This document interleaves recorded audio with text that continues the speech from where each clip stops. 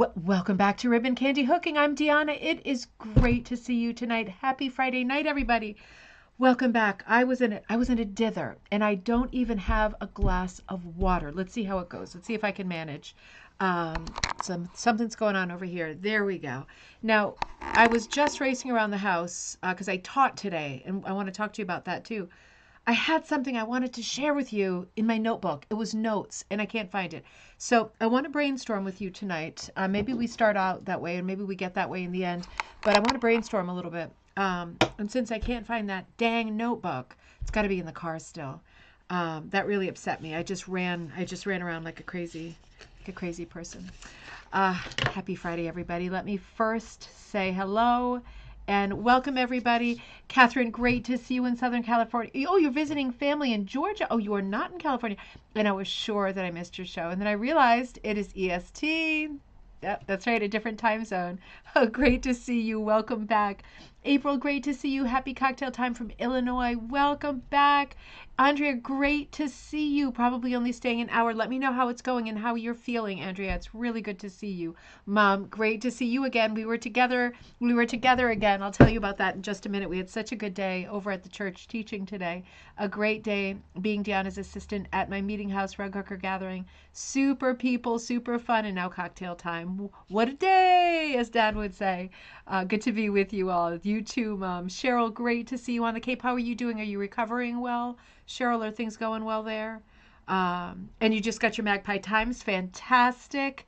And Becky, great to see you. Hello to you too. Happy Friday. Happy cocktail night in Indiana. Great to see you. Kirsten, great to see you. Cheers, my dears, from Vermont. Oh, I like that big shout out mouth. That's super cute. Is that an emoji? That's an emoji, right? That blue thing. Super, super cute. Judy, great to see you. Cheers, my dears. Happy Friday night. Uh-oh, someone wants to say, did you hear me say the magic word? Did you hear me say it? All right, here he comes. He gonna. Oh, yeah, I gotta say, happy Friday too. Oh, my breath. Oh, it's so bad. It's really bad. There he goes. He on camera. Button says, happy Friday night, and he's going for, talk about a hot mess, right? He's going for a haircut on Tuesday, so he's gonna look like a completely different animal on Tuesday. This is the last look of him looking like this. Oh, jeez. Crescent Moon Pie, thought I missed you, but instead you're on time. That's the thing tonight, isn't it? I thought I missed you. Nope, I'm right here. I thought I was super early, and then I started looking for that notebook. Oh, I'm telling you. No, you are right on time. Great to see you. Welcome back. Kaz, great to see you. Happy cocktail night in Wisconsin. Super happy welcoming in the spring. Barbara over in Michigan. Yeah, it was a nice day in the end, wasn't it? For you all, was it a nice day? Because it started out like freezy breezes. And really, yeah, I thought, oh boy, is it going to snow? And then by the time I finished up at class, I had my t-shirt on. I didn't even have my sweater on anymore. Things changed. And Linda B., great to see you in New Jersey. Hello and happy spring. Oh, we are getting there for sure. Gail, great to see you. Good morning in Australia. Cheers. Happy coffee time to you. Wendy, great to see you. Happy Friday in Western Pennsylvania. Happy Friday and welcome back. Ryan in Texas. Happy Friday from warm, springy North Texas. Hard seltzers and more collage work tonight. You are really focused. That is really great. So curious to see what you're working on. Peace and love to you too. Great to see you. And Dave in Toronto, pulled pork and hard cider. Those are two of your faves, right? Those are two of your like standard go-tos. And why not? Like what they are such classics. Pulled pork. Oh, I can't say that too loud or Teddy will come from like some corner of the house. He loves pulled pork. That sounds amazing. Wish I had some hard cider to go with the show. I know it. Hard cider sounds good. It sounds good and fresh, doesn't it? Heading into spring, I feel like I need to change my not just my food but my drinking too. I don't just mean booze, but I feel like I'm grabbing more or thinking more about having a cold beer than having like a martini or a Manhattan. I don't usually have martinis. I usually have Manhattans or old fashions, and those are just kind of winter drinks. So Everything is changing. It's all shifting and it feels very good. Jessica, great to see you. Happy Friday. I remembered you would be driving. You are driving in Pennsylvania. Well, great to see you. Welcome back. And Diane, great to see you in Canada. Ooh, what? Spiced rum and Coke. Oh, that sounds really good. That is a drink that transcends the seasons for sure. Great to see you. Welcome back. And Sandy, hello in Pennsylvania. Great to see you too. Josephine, great to see you. So good to be on with you. I love the class today. And Joe, so you got on again. So whatever it was in between that, like, you weren't getting notifications, you are there. I'm so happy to see you. It was great to spend some time with you today. Joe was in the class today, which was really, really fun. And seeing you and your mom and everyone. Oh, it was great. I'm gonna start the show off by telling you all about that because it's just such a feel good thing to be doing rug cooking with other people and to be sharing it. Button still looks adorable. Thank you. He has his moments. Oh, Karen, great to see you in Black Forest, Colorado. Great to see you.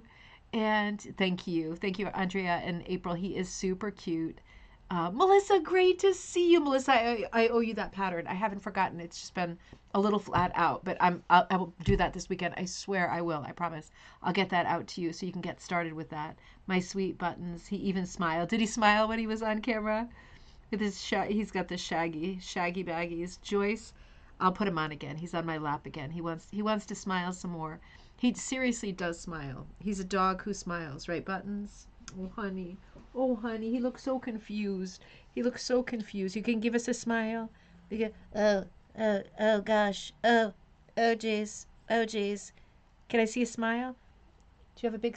Oh, no lickies. No lickies. You got a smile for them? He's super camera shy. Give us a little smile. No? No, I didn't. I never knew until I got Buttons how cute Yorkies are. They are so cute. I thought Scotties were the absolute cutest, but I have to say, this baby is cute. That baby's cute. Now you go down there because you're stinky muff. Okay. Joyce, great to see you. Happy cocktail night in Pennsylvania. Lots of buddies logged on from Pennsylvania. Great to see you. I've got to get out to Pennsylvania. That's like the next thing I've got to do. Sharon, great to see you. Hello and happy Friday night. Raining and cool in Vancouver. Oh no, where did spring go? Oh, it's still coming. It's still coming. I promise it's coming. It's just having a hiccup tonight, I think, in Vancouver. It's going to come right back to you and you're going to say, why is it so hot? It's exactly what's going to happen, isn't it? Oh, man. All right.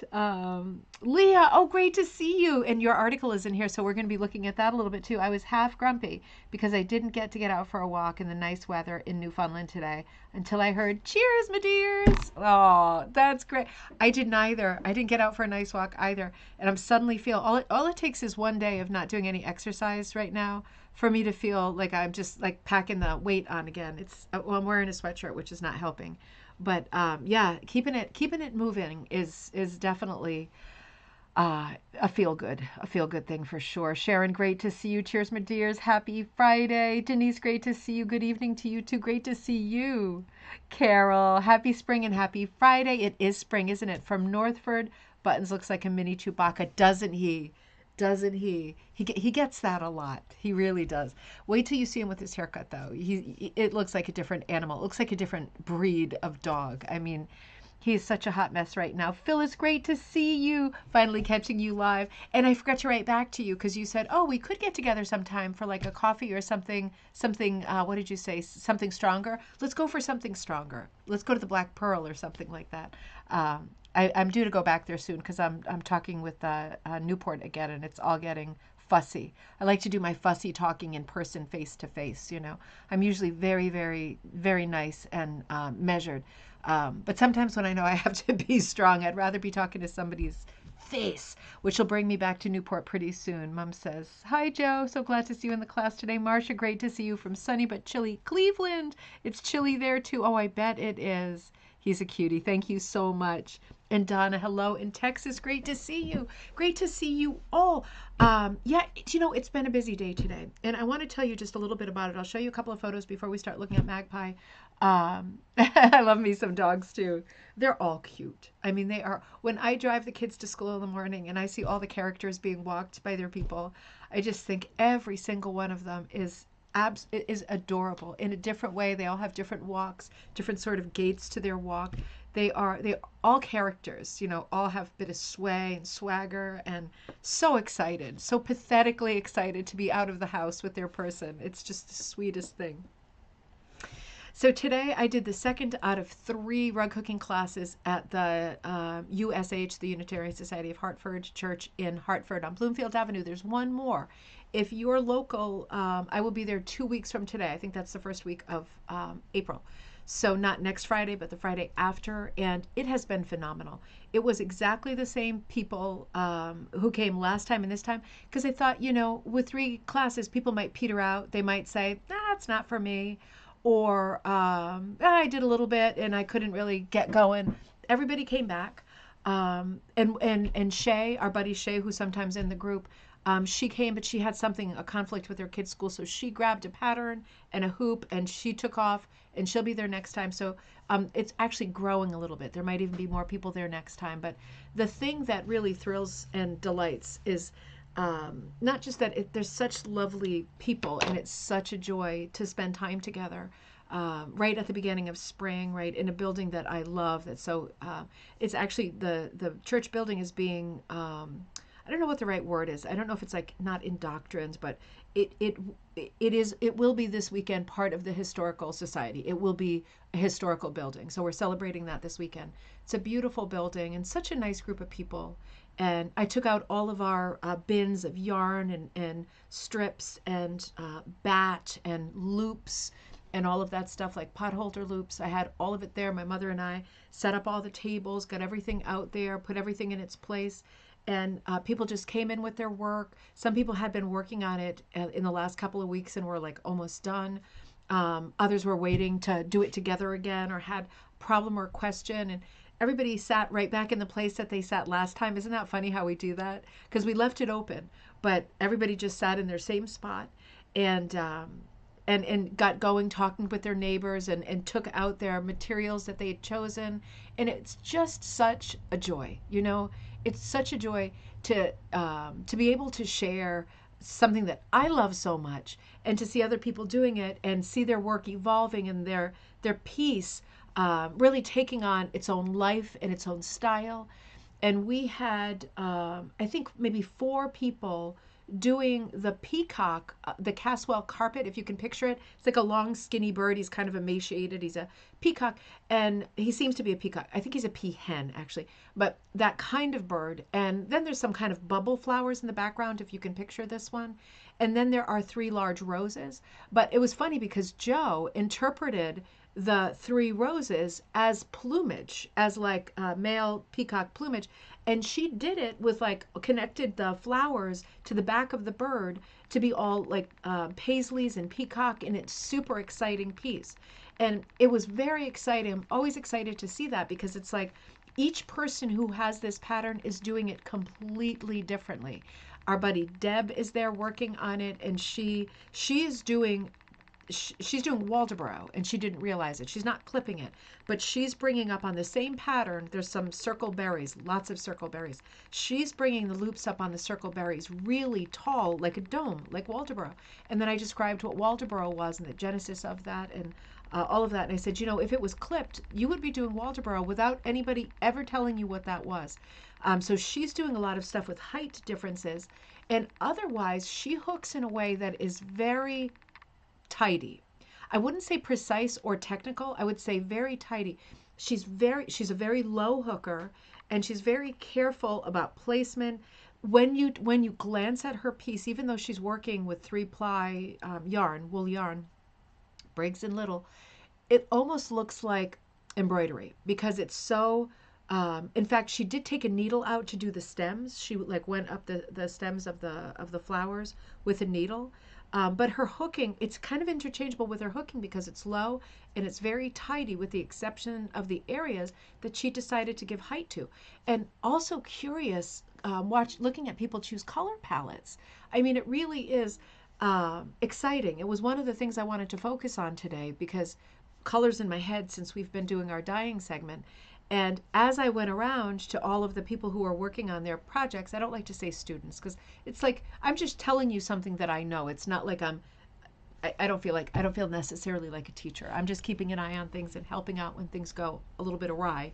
But everybody's colors, like Deb was doing what I would consider Claire Murray colors, but she doesn't know Claire Murray. So she's doing like a black background, and she's doing the bird in this kind of heather purple, and the rest of it is sort of blueberry, azure blue, turquoise, like every kind of blue and every kind of purple, with a little bit of soft pink, like dusty pink.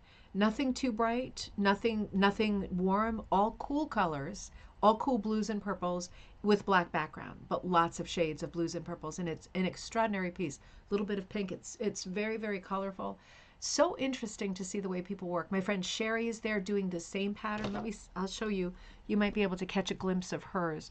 It's just so interesting to see the way that people, what they choose and how they work. Hang on. Okay, here we are with, on the left is Suzanne, and she's in our group, but she lives fairly locally, so she came. She's on the left there, and she's actually working on, the blue cat, the Caswell cat, the blue cat. She had the blue cat pattern, but she did it as a dog. She did it as a small dog, like her dog. So it has like a little bit of Pradi, a little bit of, she's using a lot of black and white textures, and otherwise all yellows. Curious, right? So different.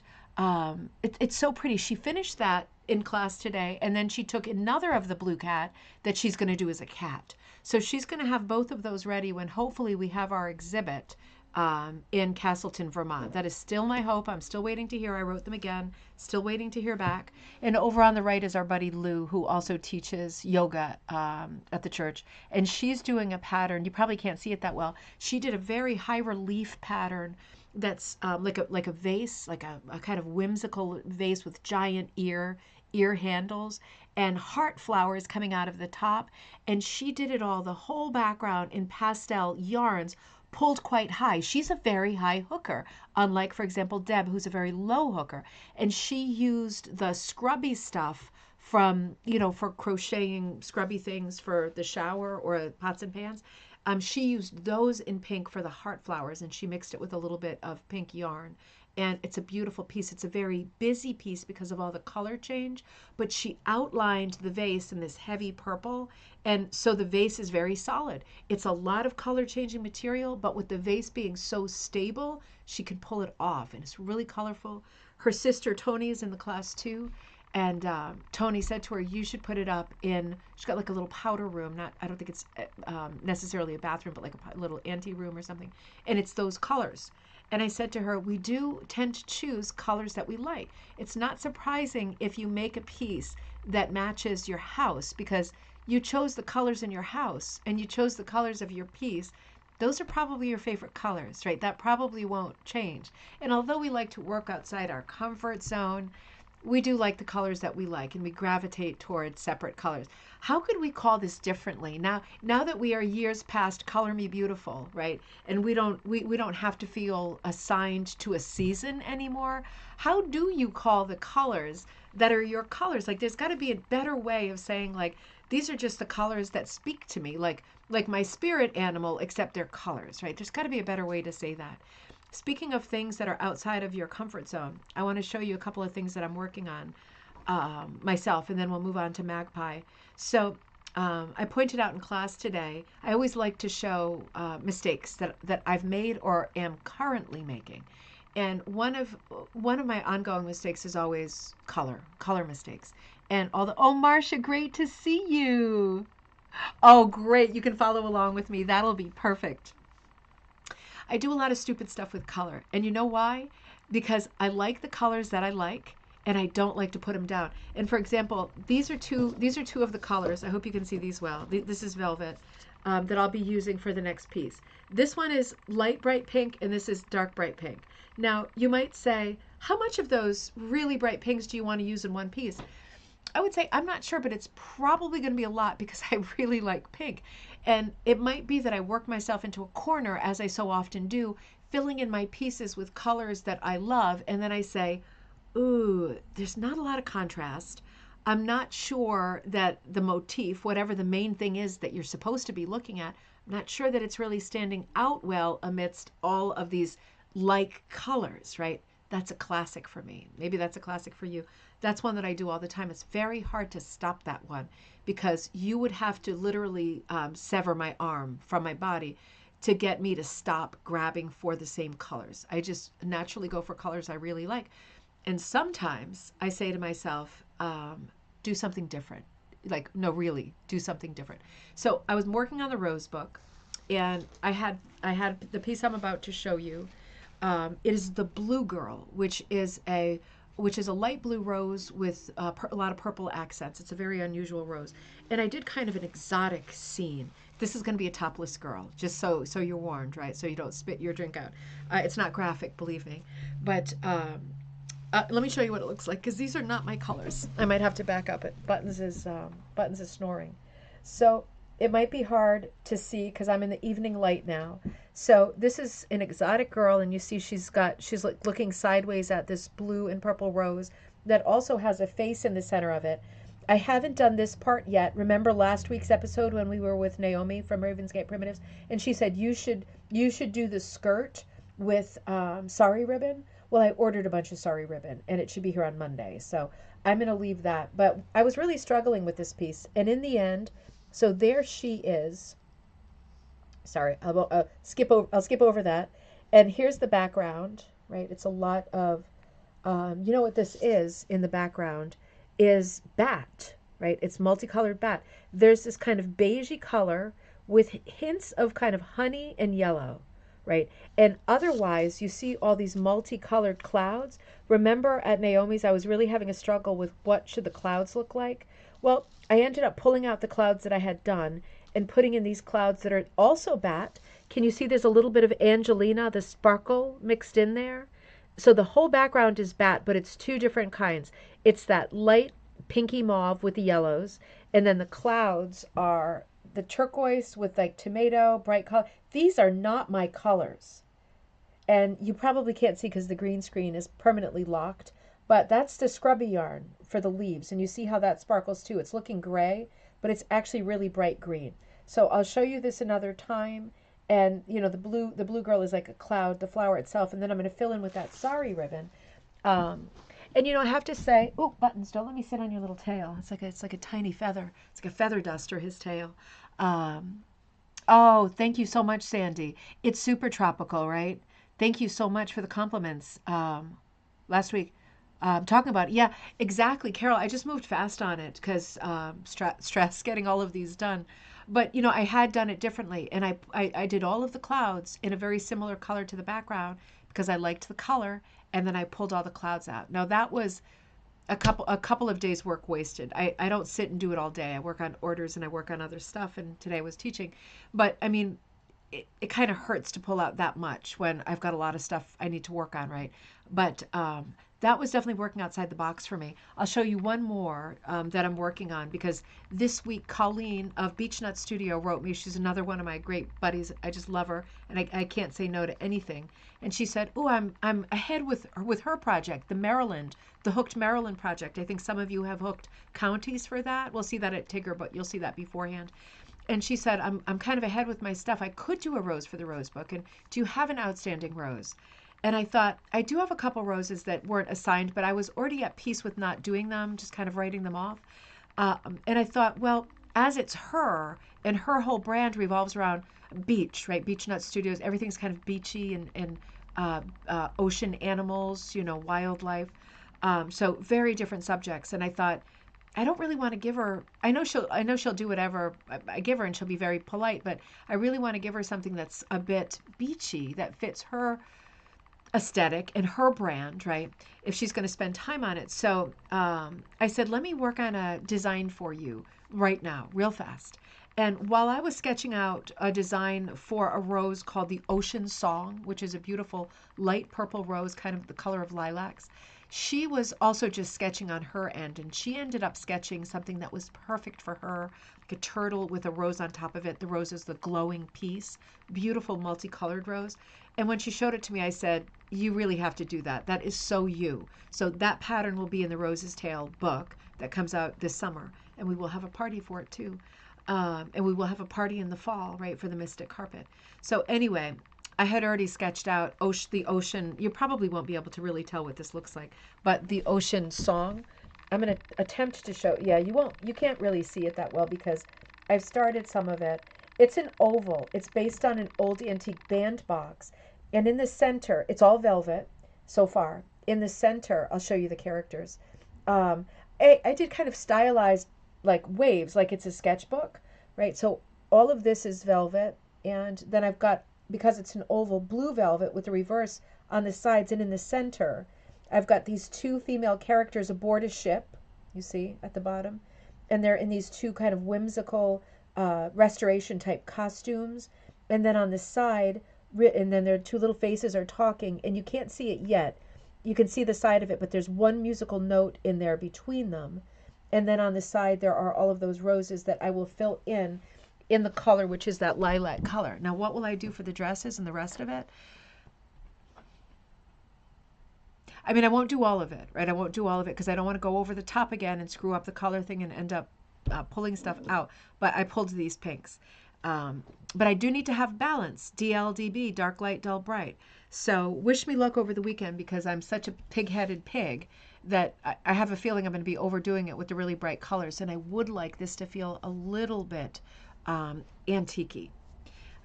Exciting. It's exciting working it out, though, isn't it? Oh, thank you so much. And Sharon says, is there a reason you do the background before you do the face detail? No, here's the reason. Are you ready? I didn't feel like standing up. My sister put me onto a show called White Lotus, which it's a little on the heavy side for me. There's a ton of sex in the show. I'm just going to warn you. But there's a lot of action. Some of it's a bit disturbing, not violent, but disturbing. Nonetheless, I got super addicted and I could not stand up. It doesn't have commercials and I didn't want to stand up. Simple as that. And the velvet was next to me and all of my flesh colored wool was somewhere where I had to go looking for it. So in this case, I did the background first. Normally I would do the face first, just to be sure. I did a video this week of doing the blue girl face. I did that before I did all the layers of blue and purple around her. I do think it's best practice to do the face first, just to be sure that you are all set. But it was just laziness in this case that had me do the background first. And of course, if you're a beginner out there, there is no wrong way. You might do the border first. You might do your favorite color first. You choose what you do first. There's no repercussions as far as will it twist the backing material. It won't twist anything. You're good.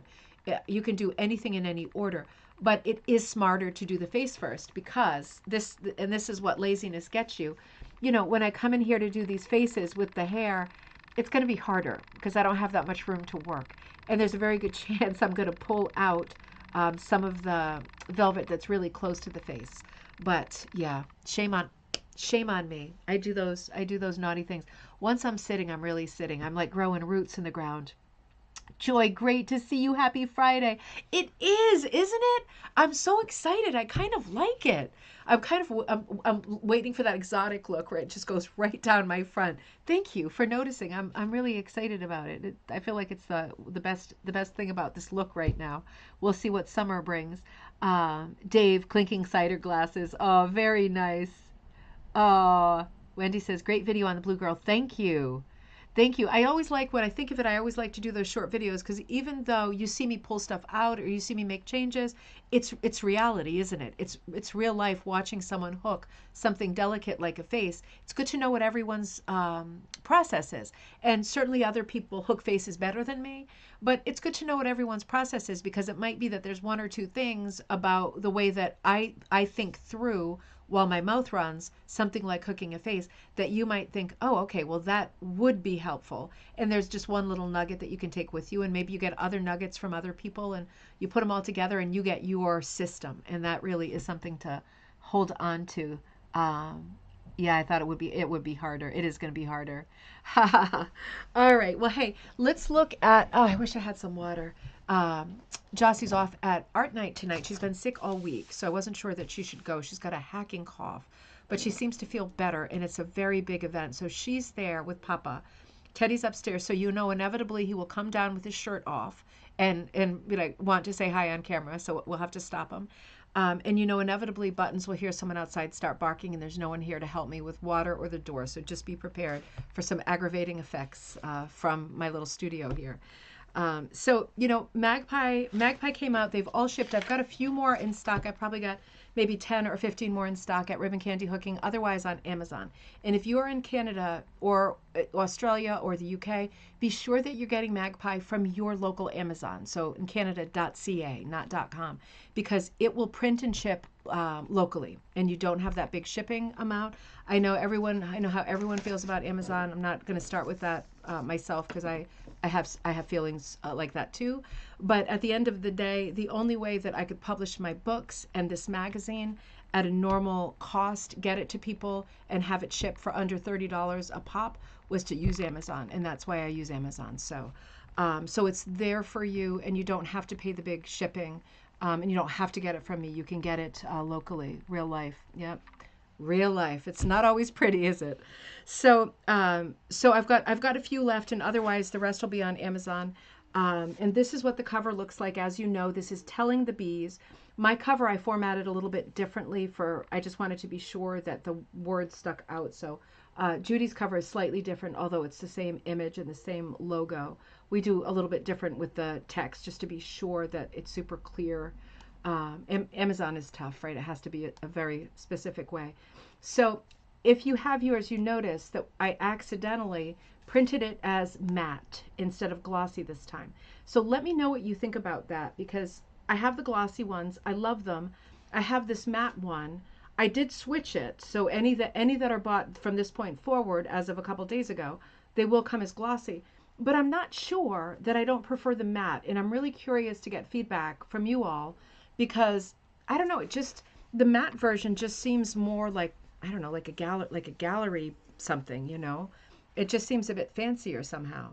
It's still the same weight of magazine. It's very, very thick cover and pages. It's a very high quality magazine regardless. It's just a question of whether the cover is shiny or not, you know. You read it in one go. Oh, that is so nice. That is so nice. So today was the first time I got a chance to look at it. And just so you know, the patterns that you're seeing for the most part are in here. So my patterns are in here. This one is in here, Telling the Bees, right? And you see here all the little bees. We've looked at this one in person. This was a great project to work on, and you can tell just by looking at it that I did a Diana special, and you can tell by looking at the colors and the sleeves and the skirt that I ran out of material a lot with this piece, particularly her outfit. The only reason that these characters have different colored sort of sleeves and this one has this kind of shift with a bustle is because I ran out of this material and I went on a crazy wild goose chase and I could not find it. So I had to make a decision about changing the style of her dress. This one I ran out of everything. And you can tell I even had to put some different material like vertical. And I had to do something different with the sleeves. But at the end of the day, these are all happy accidents, right? They're usually happy accidents. In this case, I was very happy because I like the way that it looks. I think it added some interest. And the only reason I point it out is to remind you that when you're working on your stuff, if you run out of material, do not despair, right? Do not go down like the Alice in Wonderland bad place, right? Like don't. Just wait and think it out, because you're going to think of 100 ways that you can fix it. And they're probably all going to be as good or better than what your original idea was. You can do it. The only thing that'll stop you from problem solving when you run out of material or you have this kind of problem is a bad mood, right? And don't get me wrong, I know how powerful a bad mood can be. I know how that can block you indefinitely from doing anything positive, but try not to let it. Because the way that this came out with their kind of matching sleeves, it looks like bee wings or something. So I was very happy with it in the end. I was really happy with it in the end. I got there in the end, right? So, oh, and then on the first page, I hope you always notice that Mandy Cornish, I always do a design for the top of the sort of table of contents page, the banner. And this is the one for this issue with the little, he's wearing a little beehive hat like B-52s. And Mandy Cornish in Canada always hooks that up for me. Mandy, I want to give you a special shout out tonight. I know Mandy is super stressed. I did not get the package today. I sent her a package of stuff that to put into the Rose book, and she's in Canada. And unfortunately, there was a problem with the mail, and they sent it back to me instead of redelivering it to her. And it's very, very stressful. And Mandy, I love you so much. It's all going to get done. If it doesn't get done, then we're not going to worry about it. We're not going to be stressed. We'll get done as much as we can. This is an unforeseen piece of stupidness, and don't be sad or in a bad mood over it, or it's going to break my heart. All right, and then we've got the table of contents, and lots going on in the table of contents. Celtic designs, a wreath for all seasons, sweater felt stuffed animals, wool painting, twined jar covers, Japanese rug hookers, long live the dandelion, Hivemind, that was our collective project, right? My Hivemind project, Carol Palat did a hassock, right, for your feet. Hippies, right? Hippies. You're never too small, and that's Colleen Tiefenthal. Oriental hooked rug repair, that's one of Judy's, right? The master of repairing and restoring. Miss Moo, that's another Colleen. Protect your work, that's Karen Garby's and Kirsten's. Being creative with 2 B's, Rebecca Martin, lots of sample stitches from Rebecca Martin of Storyteller Wool. My husband, the beekeeper, from Val Ehrman. That's a really fun article. I knew nothing about beekeeping, and I've learned a lot in putting this issue together. What incredible creatures they are. It makes me want to keep bees, really. The Great Easter Egg Hunt, Bees and Moths, Wendy, that's you. The Alphabet Game, and then the gallery with lots of different pieces from different people, and then the free patterns, and then Creative Journey into Bits and Pieces. Leah, that's you, and your recipe at the end, Leah. We'll see that when we get there. So fun. So it's a really full issue. We are at the moment sticking with 100 pages, which I think is great. I'm very proud of the 100 pages. I think it's all great content. It's very different. We're trying to get as much variety in there as we can. And no advertisements, right? So none of the pages are taken up by advertisements for events or anything else. So as I start, let's come in here. I open up first to an article by Judy Taylor that is, I think she's thinking of, it's Celtic designs. She's thinking of St. Patrick's Day, right? So let's see. Let me come back over here and, oh, Doris. Oh, Doris, I'm sorry. I didn't see you made a comment. Hi, I finally made it my first live visit. You are so welcome. We are so happy to see you. Happy Friday night. I'm glad you made it. I like the matte finish too. Interesting. Yeah, maybe that's something to think about, isn't it? Welcome, Doris. Love what scarcity can make you create. That's so true, isn't it? Kirsten, I did say hi to you. I did say hi at the beginning. That's so true, Leah. What scarcity can, isn't it like seasons, right? When you go to approach a project, sometimes, right, if we're honest, it's like you think, why don't I use the stuff I have, right? Because I've really done it. I've done it real good. I've been hoarding stuff. I am like buried alive by my craft supplies. Why don't I make it fun and make a project out of things that I already have, like this, and this. But then there's other times when you start a new project and you're like, yeah, I think I have to go online to look at materials.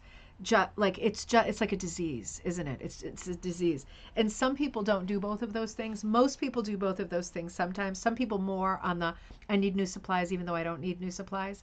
And other people are more, no, I'm thrifty. I don't like it unless it's done in the old time style. I want to be thrifty or I don't want to do it. But most of us are a blend of both of those things, which is funny and relatable, I think. So Judy's article is the Celtic design article that hits us first. Let me do. Oh, I think I had one more picture in here of me and my buddy Sherry. So, and you see Sherry's working. It's slanted, but she's working on the peacock as well, and she's hooking super, super, super high. You can see she's got some Briggs and Little that's at least 3-ply, if not bulkier. And she's got a color changing chenille. She's got sari ribbon. She's got a lot of stuff in there. She's hooking very high. She's an artist, so very artsy. We have known each other since we were in our early 20s and Hopefully you never hear about all of this mischief that we got up to, particularly traveling in Europe for such a long time together. She's still a really great friend, and it's great that she comes to these things too. So, alrighty, was a great day. So Judy's article is about Celtic designs, and in this article, it's a happy disease for sure. Um, she's talking about scrolls, she's talking about knots, she's talking about beautiful sayings like this one, may God hold you in the hollow of his hand. You see an image of a dog.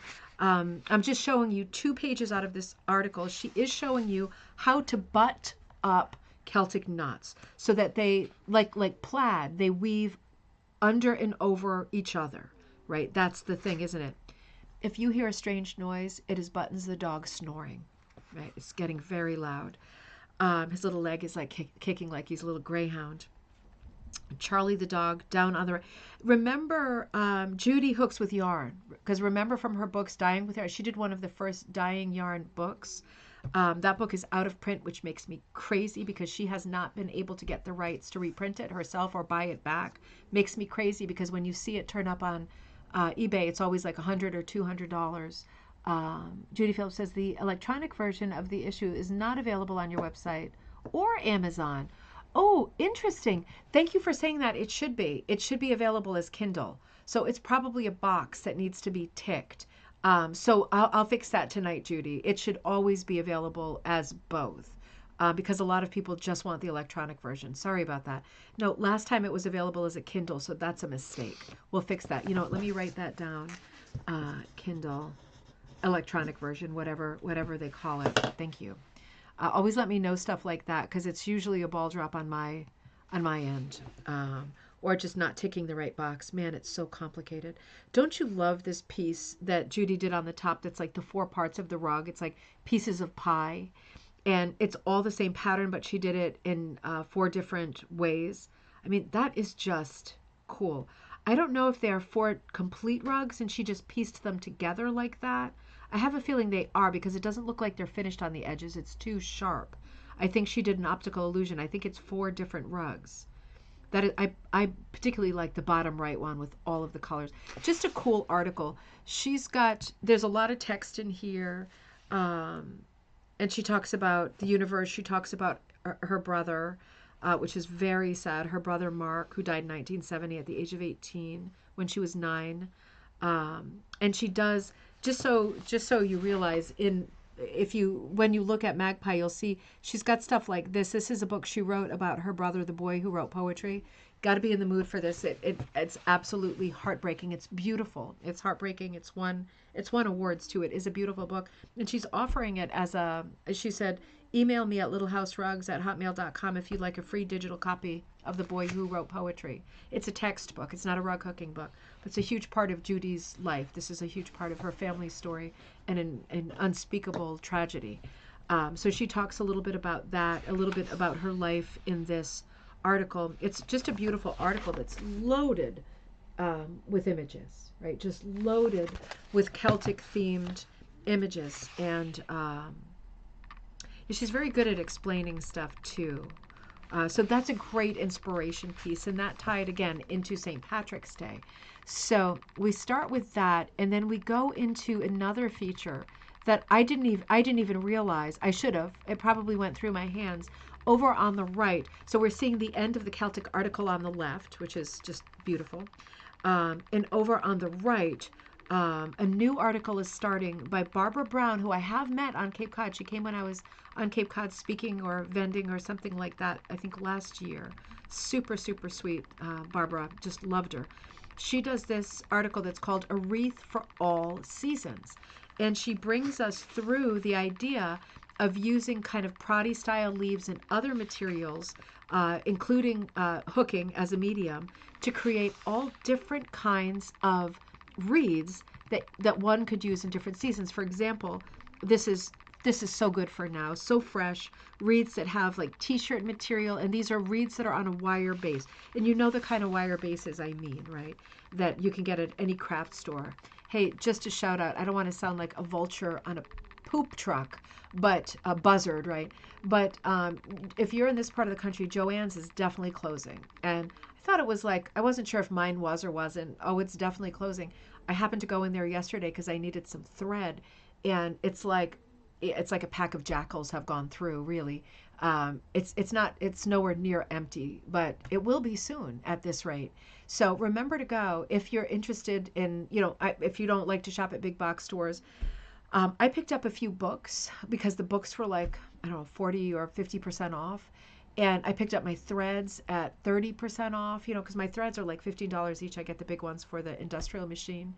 And everything is on a huge sale. So just so you know, because remember, if you are not someone who needs to hook with wool exclusively, you can get t-shirt material, you can get fleece, you can get quilt material, any of the fabric you can hook with. Any of it you can hook with. The yarn, if yours has a yarn department, be thinking they're not doing coupons anymore, because I opened the app and I thought I wanted one of those little rolling suitcase things, but they're like $120. So I was like, well, that's not going to happen. And then I thought, well, how much is it off? And it was like 30% off. And I was thinking, that's not good. If they were not closing and I was using the coupon, the coupon would be 50% off, and then there'd probably be a second coupon. So I'm like, I'm gonna wait for it to drop a little bit more. But it's one of those rolling craft suitcases that you could either put they stock those too, sewing machine in, or if you have a small frame and like all of your wool, it's great for not even on a plane, just like on a road trip for the weekend, or a long day if you're going to sit outside at a park or something, because it has wheels and everything. Anyway, there's so many things there to think about before they close. Because if you're thinking, ooh, soon I'll be shopping for my next project, I like to hook with fleece or whatever, this is the right time to do it before they're completely closed and the shelves are bare. Might as well get this stuff now. They're going to be giving it away sooner rather than later. So just, heads up. So, yeah. So I love this article. I'm not going to show you all the reads because there's lots of different kinds. There's sewing techniques. There's rug hooking techniques. Joanne's isn't taking gift cards either. Oh, Veronica, you have got to be kidding me. That is not right. That is rotten. They sold the gift card. They should honor the gift card. Oh, that makes me really angry. That is bad business. They were perfectly happy to take money. Okay, I'm going to stop. They were perfectly happy to take money for the gift card. That is not okay. That might be a situation where I would go nuts in public, like just nuts, because that is not right. That is fundamentally not right, because that money's just gone and the store is still open. I'm stopping. I'm going to stop. All right. Maybe you should go back, Veronica, and talk to someone's boss. I hate doing that to people, but yeah, that's not right. That is not right. So I'm loving Barbara's article on the wreaths. And there's a lot of how-to because, as I say, a lot of it is sewing. She's showing you how to do stuff, which is extremely handy because you might not know your way around a needle, right? Like you might not be a sewer. That might not be part of your life up to now. So it is nice to see things being demonstrated a little bit, just to get a feel for the shape of something. But very pretty wreaths, lots of inspiration for different kinds in different seasons. And then Judy has another article about using sweater felt to make stuffed animals. So I don't want to, just like any other magazine that I show, I don't want to show you all of the articles, but she's got like some characters that she's done over the years, a series of sheep, some different animals, and I recognize some of these patterns from vintage patterns.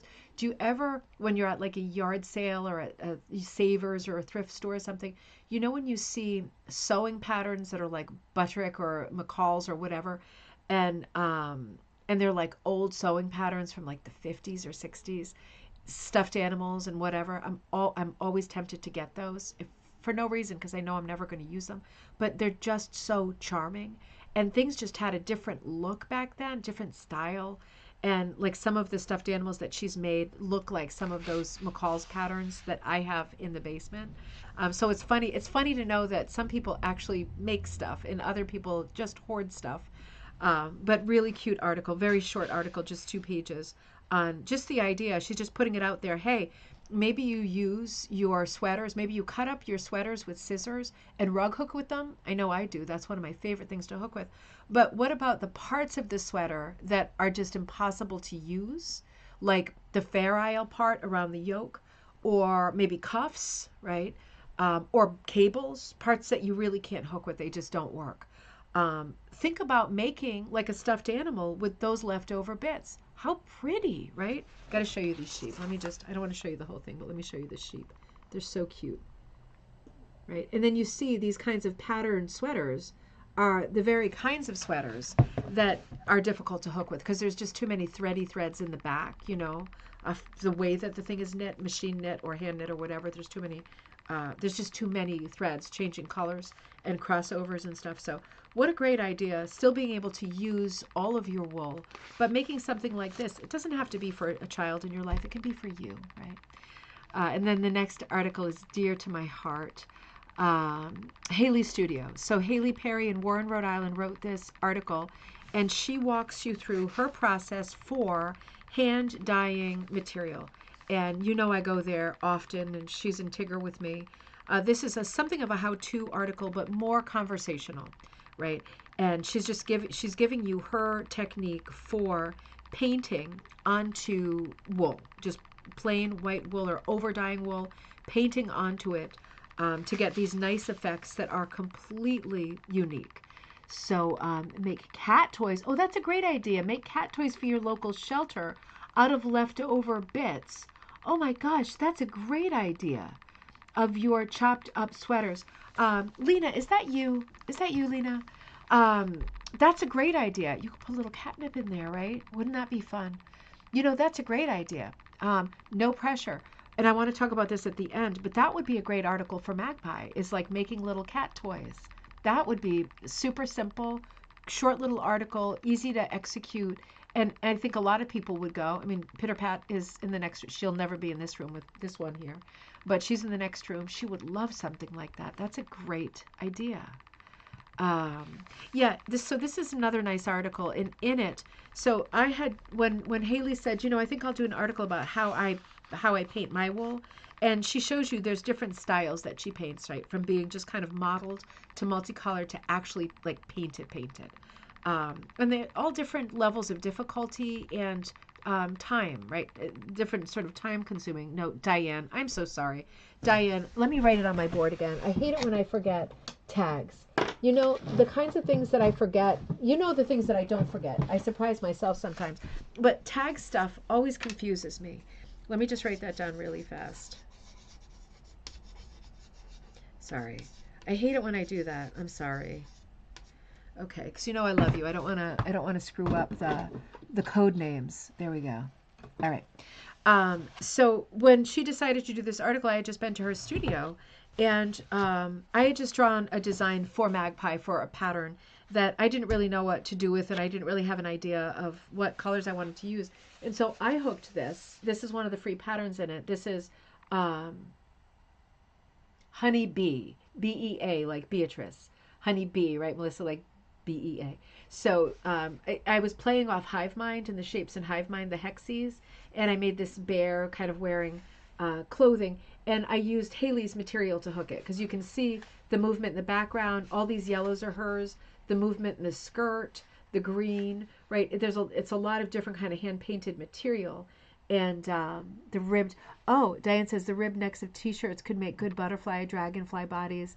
Ooh, cuffs tied in the middle make wings. Ooh, that's easy to visualize. That is a great idea, Veronica says. My cat doesn't play with toys anymore, but I love the concept. Maybe just has a buddy to put his or her little head on.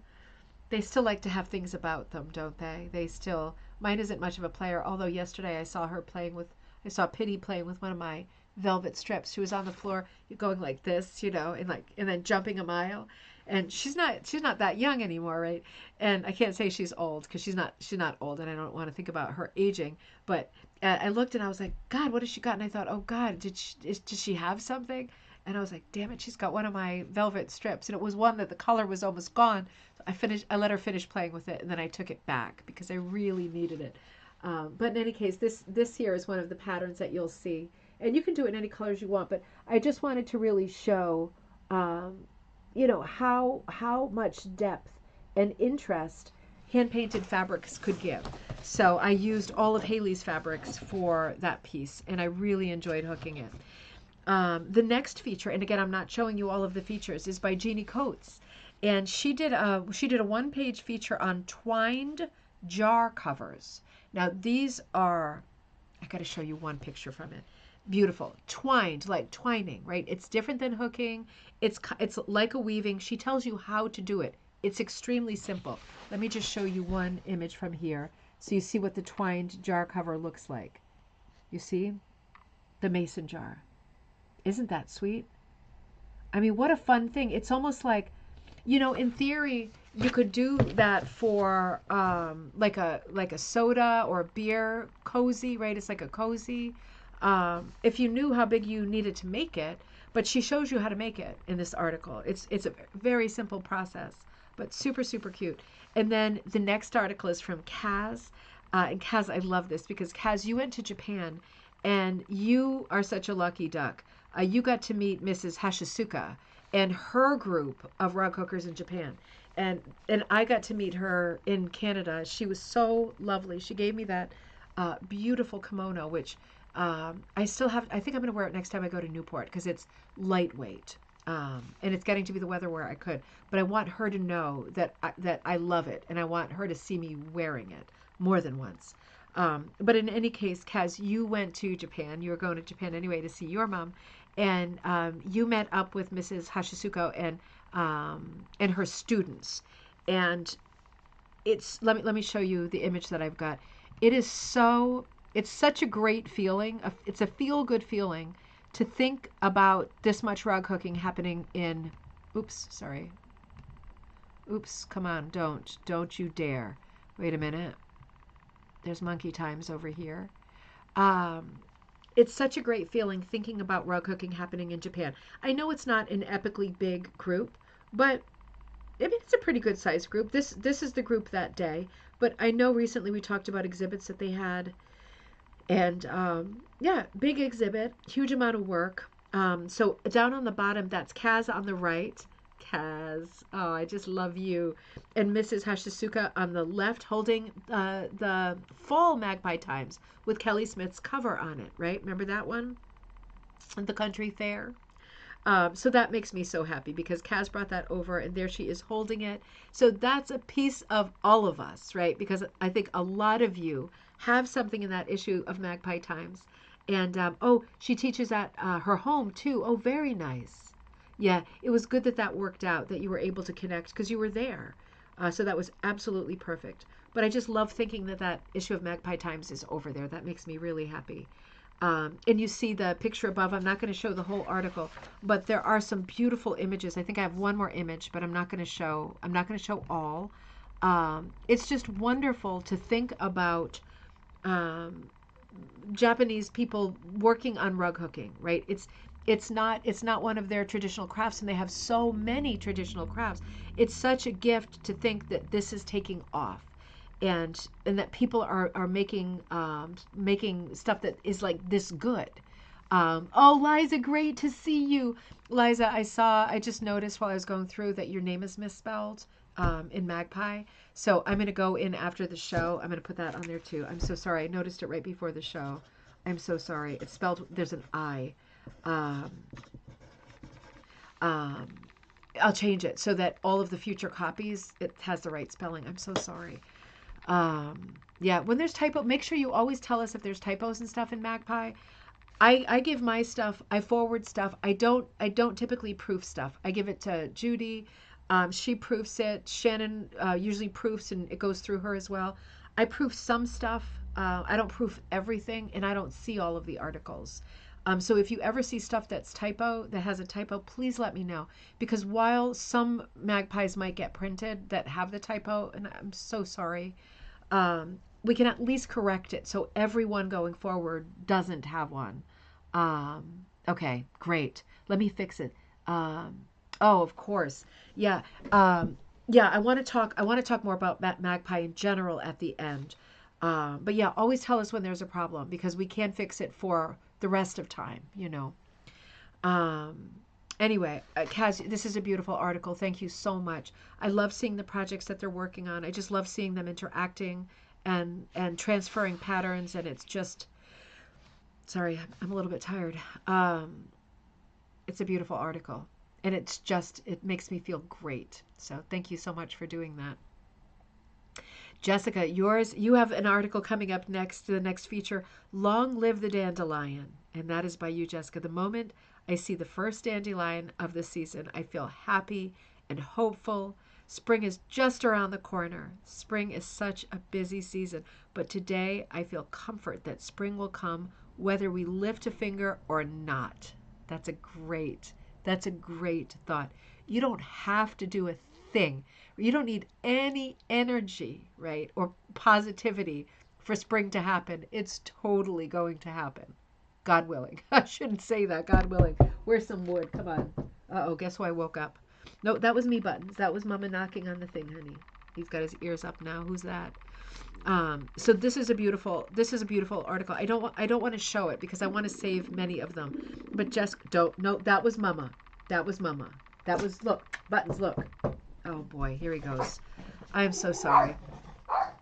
Never fails. Okay, I have to show it a little bit. I'll just do one of these. Because you put two beautiful pieces in there.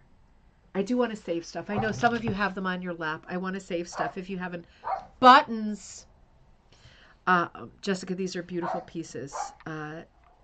In like a dandelion. Oh, I see. What's that saying? In like a lion, out like a lamb, or in like a lamb, out like a lion. Can it be both, or is it one? Is it like you reverse it if the year is weird? And your other one is out like a lamb's ear. Oh God, that is so okay. Sorry, I have to show. They're both beautiful. Let me just show out like a lamb's ear. Do you see the lamb right there on the horizon? Sorry, my color is so bad at night. That is so beautiful. All that beautiful proddy, all of that height. It's really height more than proddy. God, that's beautiful. I see a little bee. Oh, I see two little bees in there. So pretty. Really pretty. Yeah, and you know, I took the photos for this episode that we're looking at when I got home from teaching, so it was already late. So I feel like everything has more of a blue tint than it actually does in the magazine. Come on back, Applejack. You coming back? Jessica, thank you. That's a beautiful feature. You are the fastest worker I know because I just saw your Caswells. You're finished with those. Holy molies. Oh, Whitney, good to see you. Oh, hey, super welcome. Great to see you. Happy cocktail time. We're looking at Magpie Times magazine that just came out. A lot of people got it today. Come on, buddy. Come back up. And we're just glimpsing it. And because I know a lot of people will get it over the weekend or get it later or get it in a week, and I don't want to completely spoil it. So the next section is Hivemind. Now, do you remember at Ribbon Candy Hooking, I gave a free pattern out right around Christmas, right in there, so that people had time to choose how they wanted to do Hivemind. And I'll show you what the pattern looked like. I'm not going to show you what everyone's looked like, but the pattern looks like this, because all the patterns are in the back. Right, this one here, right? This is one of Judy's knots, and this is Hivemind. And it was a free download at Ribbon Candy Hooking. It's also here. You could just put it on your scanner and print it out and transfer it. But a lot of people did Hivemind, and so many of those finished Hiveminds are here in this feature. And for everyone who sends in an image to Magpie, I'll just give you a quick glimpse. You know, you are allowed, welcome, and encouraged, but not pressured, to write something about the project, whatever you want to say. I decided I wanted to do this project because these are the materials that I chose. I thought I'd try something different. Whatever you want. I'm having a hard time this winter. Everything seems harder than usual. It really helped working on something that had to do with spring. You say whatever you want, right? And we will always put your text in to accompany your image. So always feel free. You don't have to, but always feel free to write something because a piece is so much more interesting to look at when we have a little bit of the backstory, right? It's more interesting for everybody. Buttons was protecting his mummy. He was. It was stupid for me to have knocked on that. I should have known. Because he's a dummy. Sometimes at night I go upstairs and I make a sound. Since he's already awake, it's like, I won't do it too loud. It's like, my throat isn't that good, but it's like a rooster. And he goes nuts. I do it loud. He starts searching the house from top to bottom to find the rooster. And obviously there's not a rooster here. But it's just so funny what a dummy he is. he gets a lot of exercise, just like throwing your voice or knocking somewhere in the house. He just starts running around. So one of the hive minds, I want to show you Carol's because Carol did something a little bit different. She made it into the footstool. I would call this a hassock. Ottoman, that was the word I was looking for. Some people say ottoman. Carol, this is fantastic. You can see in Carol's version, right, that she took hive mind and she just added more comb, right? Added more of the hexes all the way around it because it's a small pattern. She just bumped out the hexes so it went to the size that she wanted and then stretched it over the cover of an ottoman that I think opens up. So it's like the top for it. It looks like a storage ottoman, doesn't it? So interesting because why not? Why not? And you see in her drawing on the top right, the corners, that's where you would fold it, close it, and tuck it. So those corners would not be hooked. They need to be tapered, right?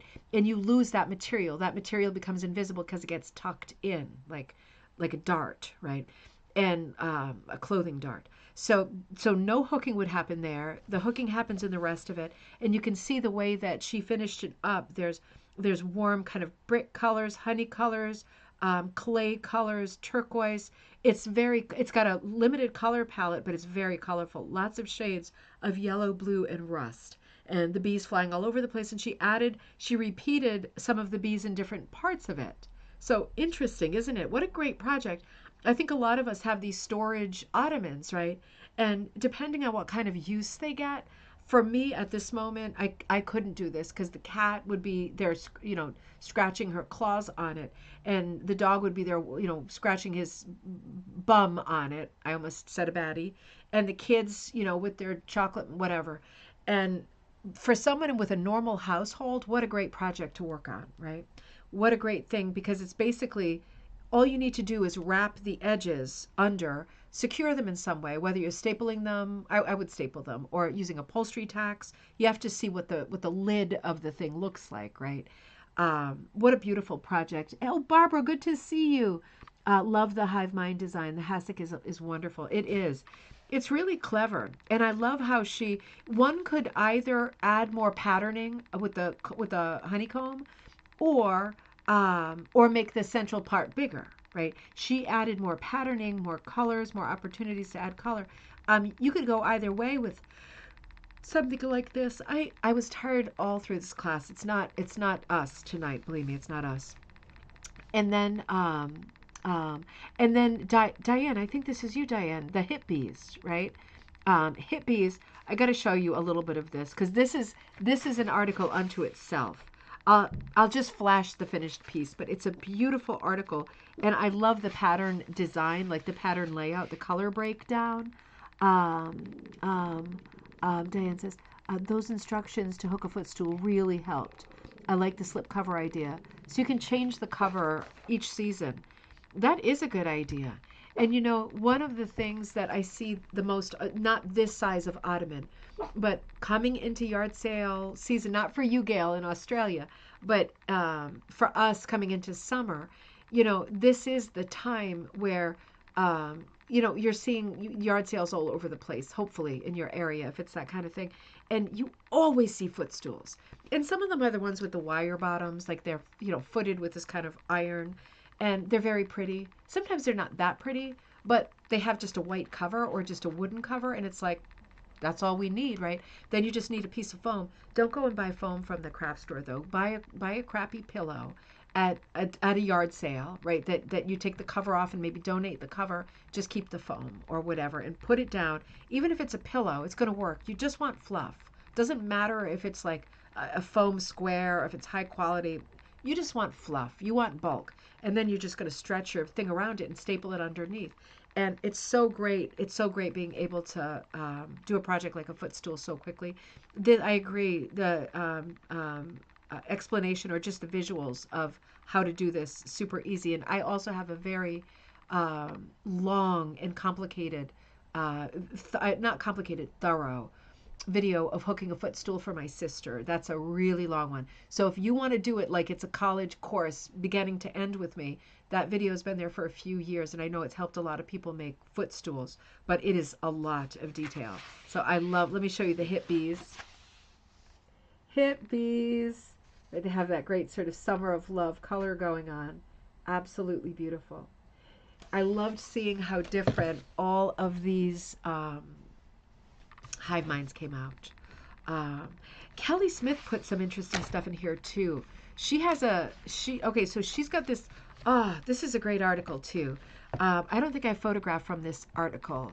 And remember, Kelly Smith did the cover of the country fair, the one that we just saw in Mrs. Hashisuko's hand. I did put this one in from her. Let's hold on that for 1 second.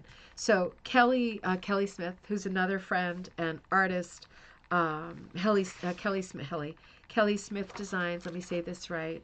Oh, she didn't put her email. I think it's Kelly Smith's her website, because she sells her patterns and stuff too. Kelly Smith Designs, I think .com. That should be it. She did some needle felting with a needle felt bee. She's got like a little bee on like a little blueberry. Absolutely beautiful. Different for her. Needle felting right into wool backing, like wool, like we would use.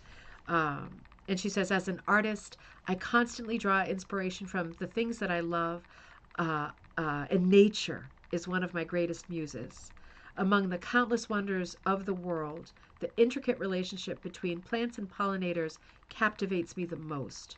The delicate balance of mutual dependence is both fascinating and beautiful. And she goes on. Beautiful, beautiful text. But she put in several. I'm gonna flash you. Right, she put in several fantastic Kelly works. Let me show you this.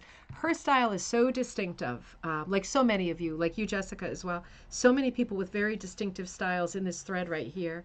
I always admire that, because I know you always say, oh no, Deanna, your style is great. I don't have a very distinct style. You all do, not so much me.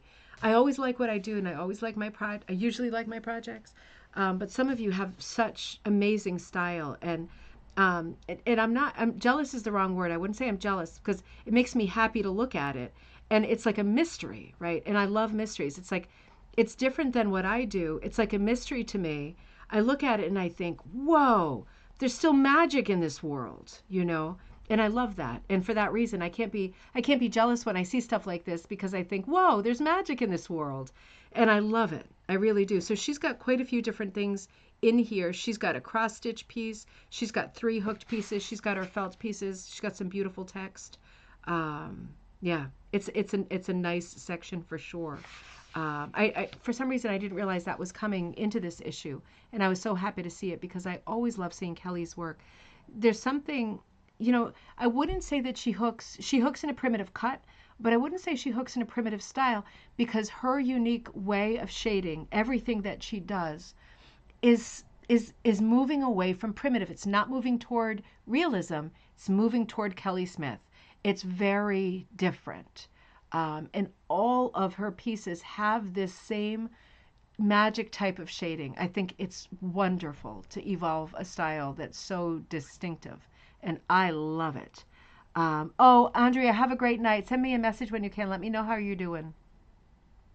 Diane says, I apologize for the crazy frenetic writing style, but it does. No. Hey, stream of consciousness. It's not crazy or frenetic, but it does match Woodstock, the Woodstock energy of 69. Absolutely.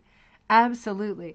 I love reading Magpie, because everything is in your own voice, right? You hear my mouth run all the time. I rarely get to hear from you all. Sometimes I can meet you in person, or we can get together. And I can read comments in the thread, but here I can really sit down, you know, and really read your words, and then get a better feel for your personalities, you know. And that's a gift too. That's something we all can do. And I just love having Magpie. I really do. Let's keep going, because I want to talk about the next issue too. Yeah, so inspiring. Colleen put an article in it called "You're Never Too Small to Make a Difference," and she did a beautiful design in this too. This is another one that I want to save, because I don't want to show everything. But it's another absolute beauty. Hold on 1 second. I'm just checking. Okay. Sorry. Hold on 1 second. Okay. So she's showing you how she chooses her color palette. and how she hooks up this stunning piece. I'm gonna flash, right? Stunning piece with the bee. Really symmetrical, really beautiful. She has a little trapunto heart in the center. Really lovely. Perfect for this issue. You're never too small to make a difference. That's a tiny little bee, and he's making a big difference. And then there's a beautiful feature from Judy. She's working on repairing a proper. It's a hook drug, but it's an Oriental style hook drug, and it's got some serious fraying happening around the edges. So this is a how-to article if you're interested in repair. She's showing you exactly in a series of how-to photos how she's dealing with the specific repair that she's doing to that rug. In this case, it's an edge repair. Can be different from thing to thing, but by the time you see the final picture, you know that that rug is good for another 100 years, which is a good feeling. Colleen put another piece in that's kind of a composite piece. I think I photographed this one. Let's see. I was being very measured in what I photographed. Yes. So this is Miss Moo. And I love this piece because you know how Colleen is also a painter? So this is a mixed media piece. She's painted a canvas in the background and it's the landscape. And then she created Miss Moo by rug hooking it, a little bit of Prati on the top. And it's a shaped piece, right? So she's tucked it around the back. She's tucked it so it's nice and clean around the edges, and then she applies it to the canvas. So it's a mixed media piece in that it is a beautiful shaped cow, right? It's on rug hooking backing, and she's applied it to the canvas. And now we're looking at a piece that is both hooked and painted.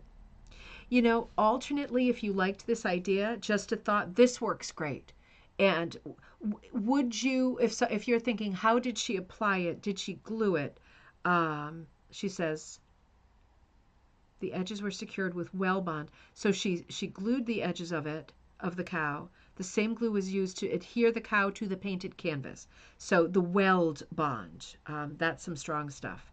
So you could do it that way, but you know what else you could do? You could sew it onto a canvas, like actually sew it.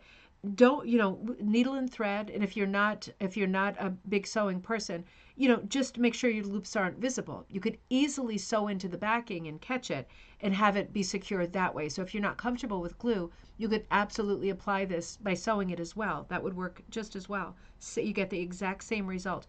Another idea, if you like this idea, love Miss Moo. I know she's cute, isn't she, Gail? She's pretty. That's a pretty looking cow. Donna says, I made one of Kelly's patterns for a neighbor that is in hospice. She absolutely loves the rug. Oh, she hung it on the wall. Oh, that makes me so happy. She does beautiful pieces. Always check her stuff. She does beautiful pieces. I don't talk about her enough ever since we stopped doing the Madcap Mondays, and I do hope that you check Ribbon Candy Hooking, but of course a lot of other people do beautiful work as well, and I want to celebrate them as often as possible too. If you like the idea of Miss Moo and you're thinking, could I have just painted as alternately, right? This is perfection. Colleen is a painter, right? So painting a canvas is like, she could do this in her sleep. This is absolutely fantastic. But if you're thinking, could I just hook part of something, for example, on linen or monk's cloth and paint it in the background? Yes, you can, right? Because all of our early rug hooking patterns, blue nose patterns, the early Aunt Lydia patterns, those are watercolored, right? In the case of like Aunt Lydia and those big brands, right, those are like machine, printed. But in the case of the Garrett Blue Nose, those are hand colored, like watercolored. And if you're thinking, does that mean that water is touching the burlap or the backing? Yes, it does. Does that mean that my backing is going to unravel if I use burlap? No, right? Getting it wet one time, we know from the Garrett Blue Nose, is not going to ruin your piece. Putting it on the floor and having people walk over it with wet and snowy boots for, 3 seasons of the year, that will do it. So completely different for stuff on the wall. But yeah, you could hook part of a canvas alternately going along with the Miss Moo idea. You could hook part of a canvas and paint the rest. But think of it, if you're doing that on linen, and if you have bleached linen, that's a nice bright background. If you've got the brown linen, you might, and you want it to be light colors, you're going to have to prime it first, right? So that it's a little bit lighter. Otherwise, it'll be nice and mellow, but have a brown base, right?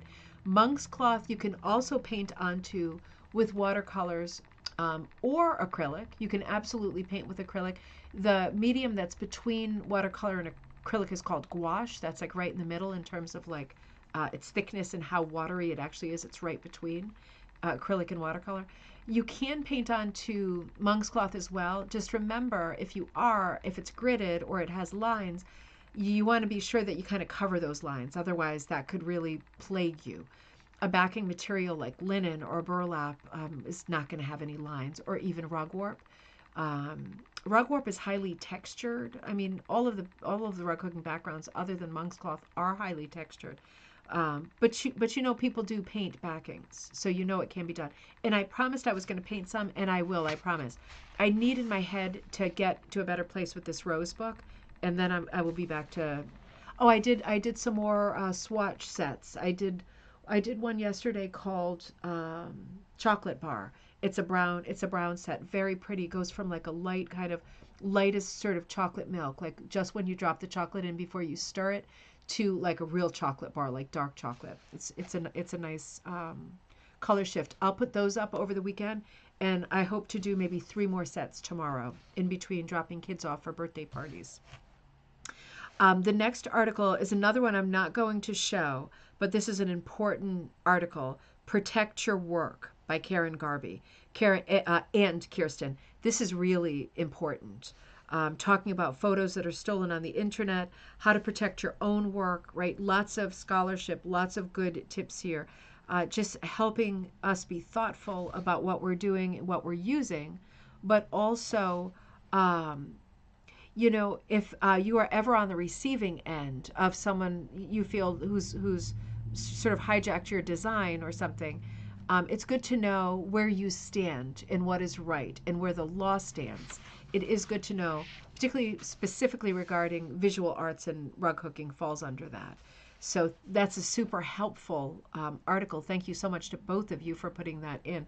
It's just good to remind ourselves what the rules are, because nobody wants to break the rules, but we don't want to break the rules. But you know that there are lots of people on Facebook who are like the polar opposite of breaking the rules people. They are the crazy, alarmist, militant, you didn't get permission for that people, when they don't know the rules either, right? And you're actually fine with what you did, and they make you, poop in your pants because they get you so nervous and worried about what you did.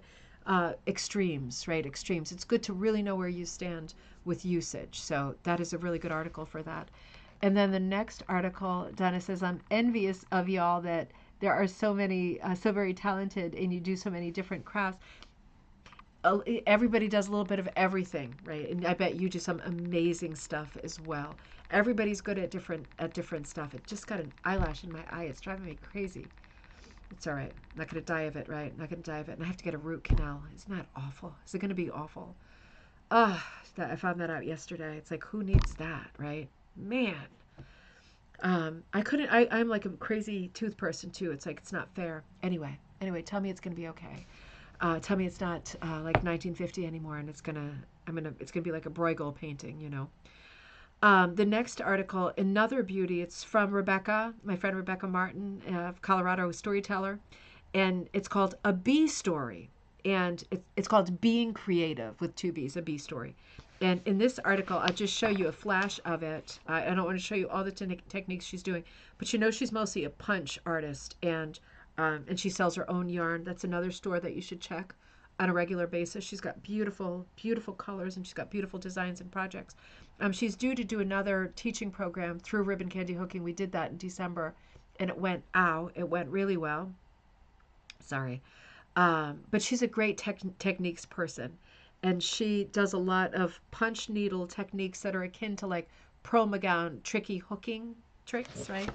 And she shows some of them in this article. So you can see, I think I put in one of her pictures. Let's come back over here, and in this one, she's showing you a technique, right? So all of these, if you think, oh, she's just punching, not really. You know, whether you're hooking or punching, and I'm not certified in either, but I know that there are names for all of the different techniques that one might employ. And so she's sharing some of these techniques and some of these ideas for pattern making in this article called Being Creative, a Bee Story. She's got 3 beautiful pieces that she worked on for this piece that are very different. Oh, I think they're back. That all have bee themes. So that's something to look forward to, whether you hook or punch, right?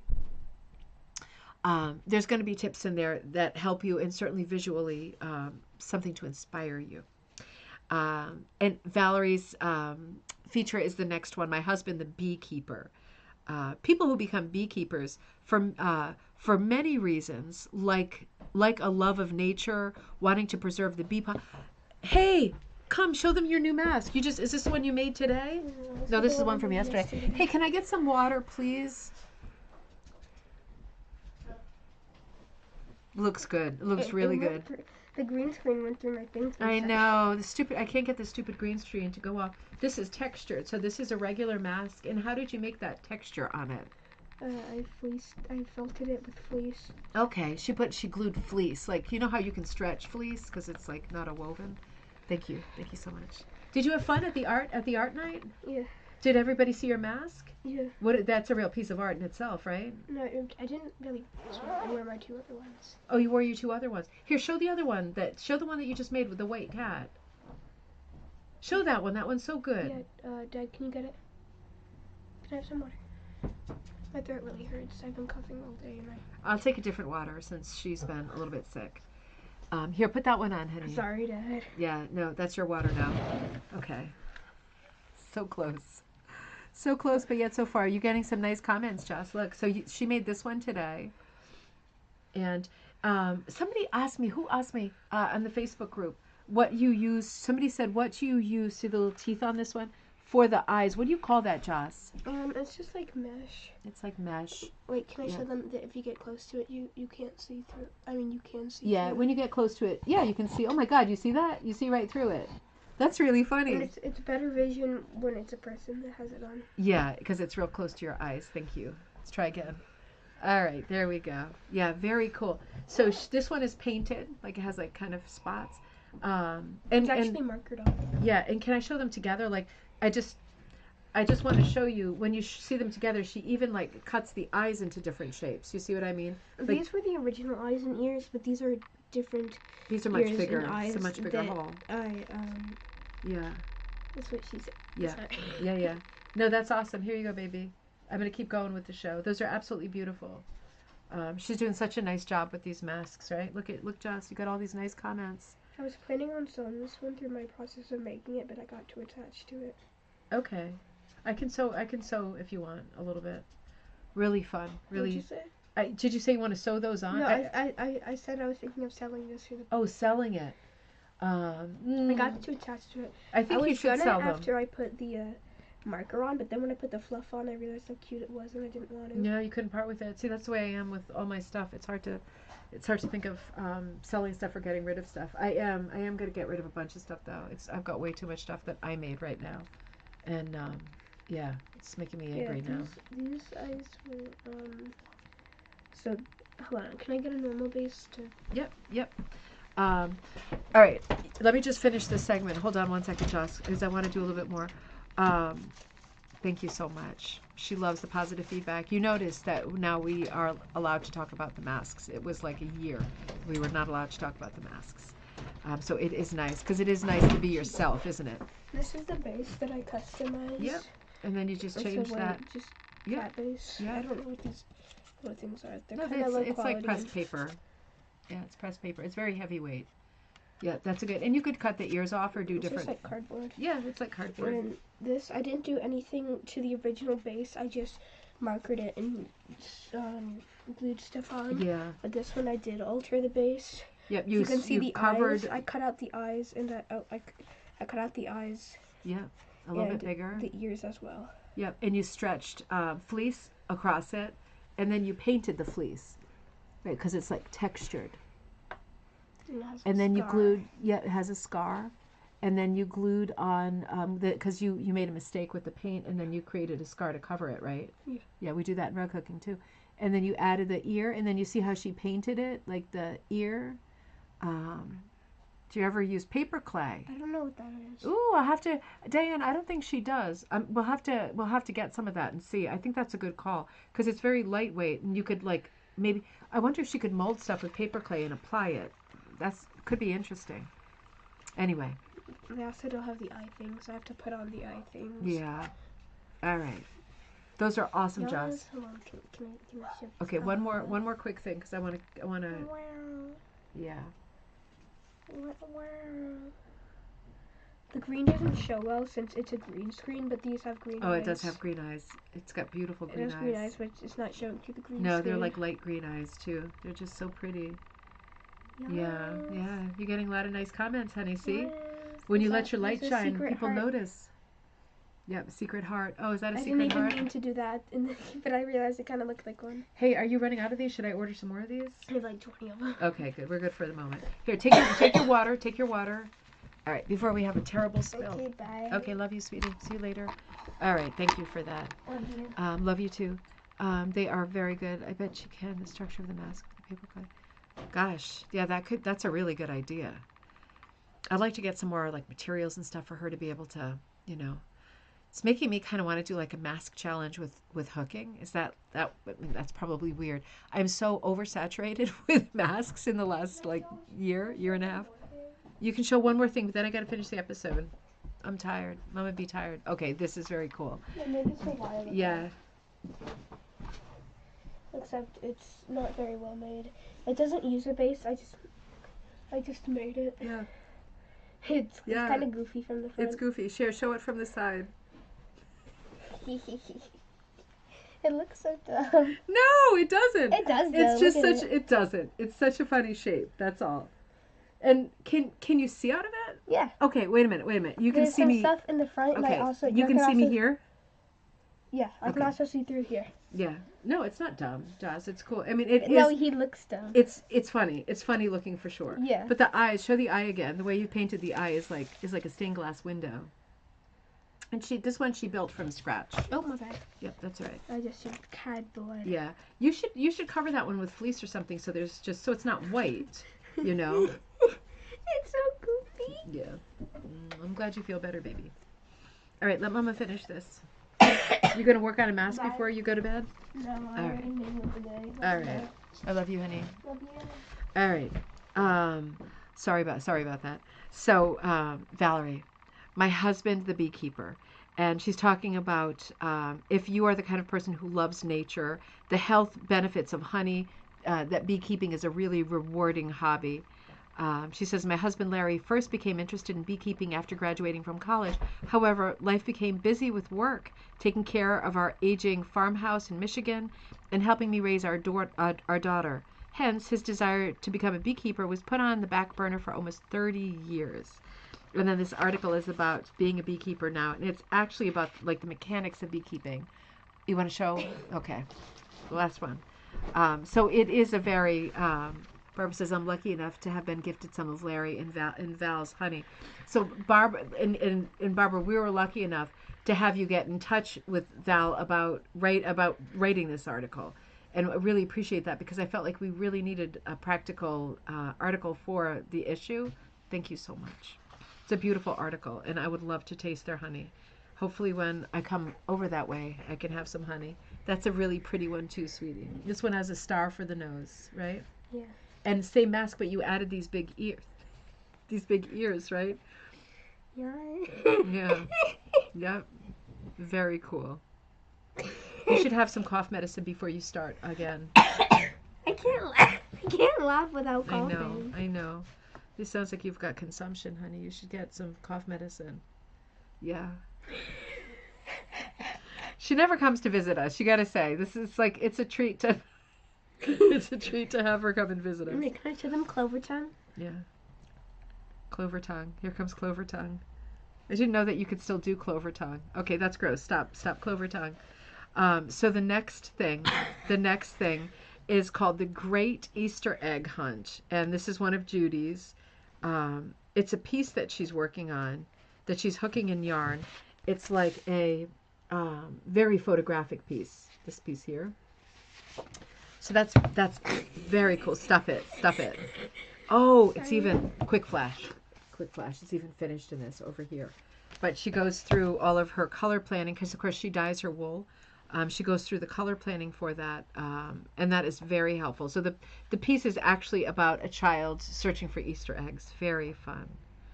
Very sweet piece. Wendy Simon, this is a great piece. Bees and Moths. My introduction to punch. So this is punch needle. My introduction to punch needle, and this is mini punch needle, right? Was in making. You know they can see you, right? Yeah. Okay. My introduction.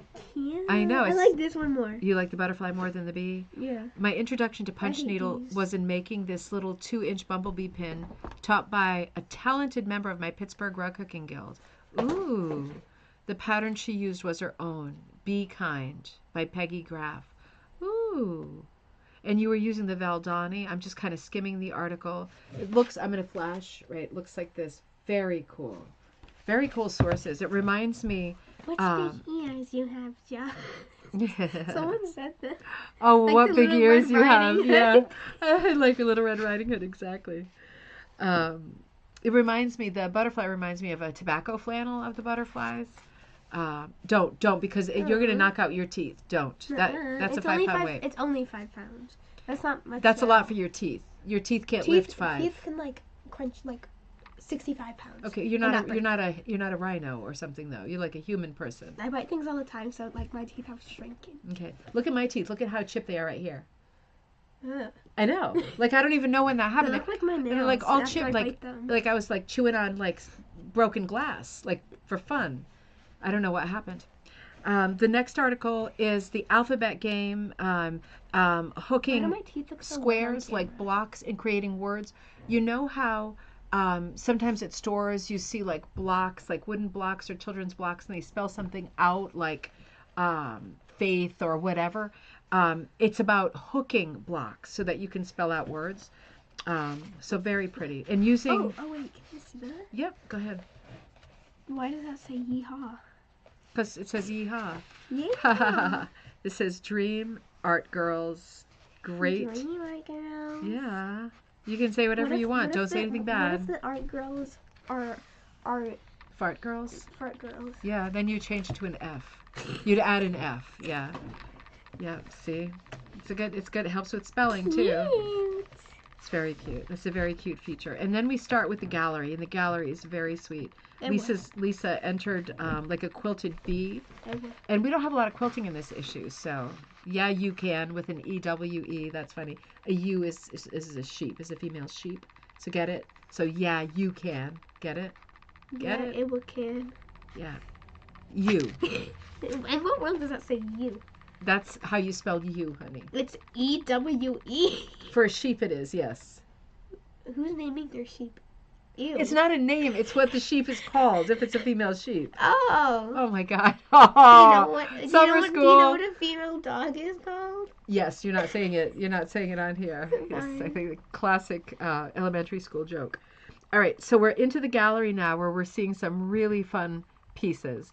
And I'm not going to show you all the gallery pieces, and the pieces I'm showing you are not necessarily my favorites, right?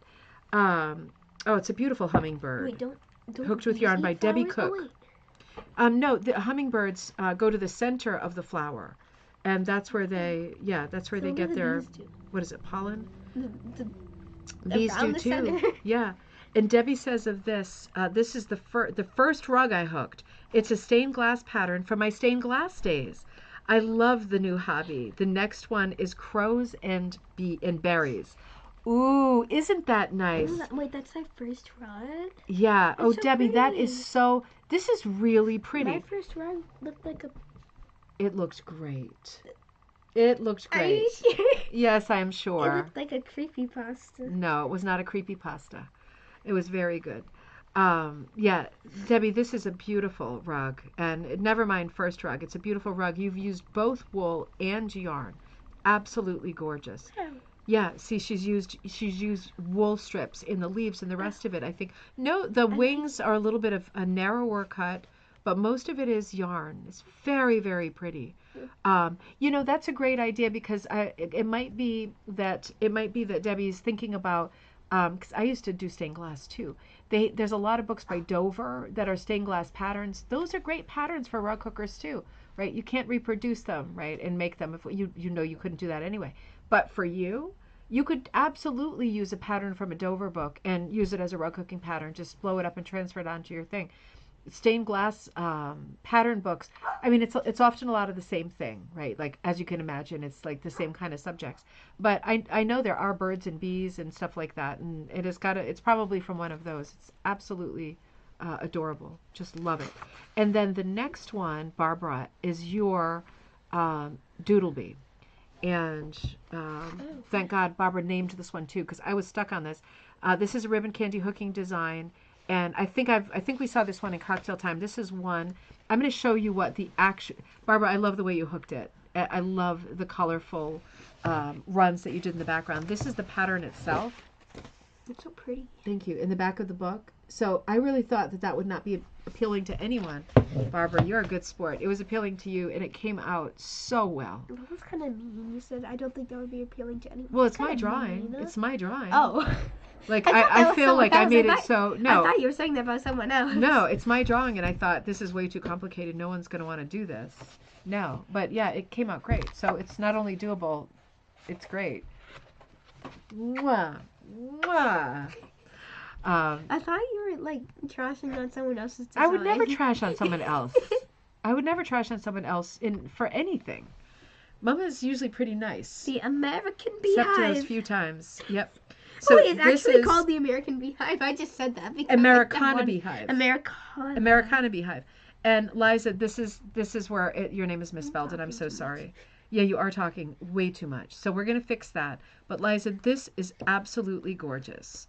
And Liza is on right now. Americana Beehive, designed by baskets of wool and hooked with wool from my stash. Is the Americana Beehive American? Yeah, well, there's an American flag coming out of it. It's super. It's a super patriotic beehive. It's absolutely beautiful.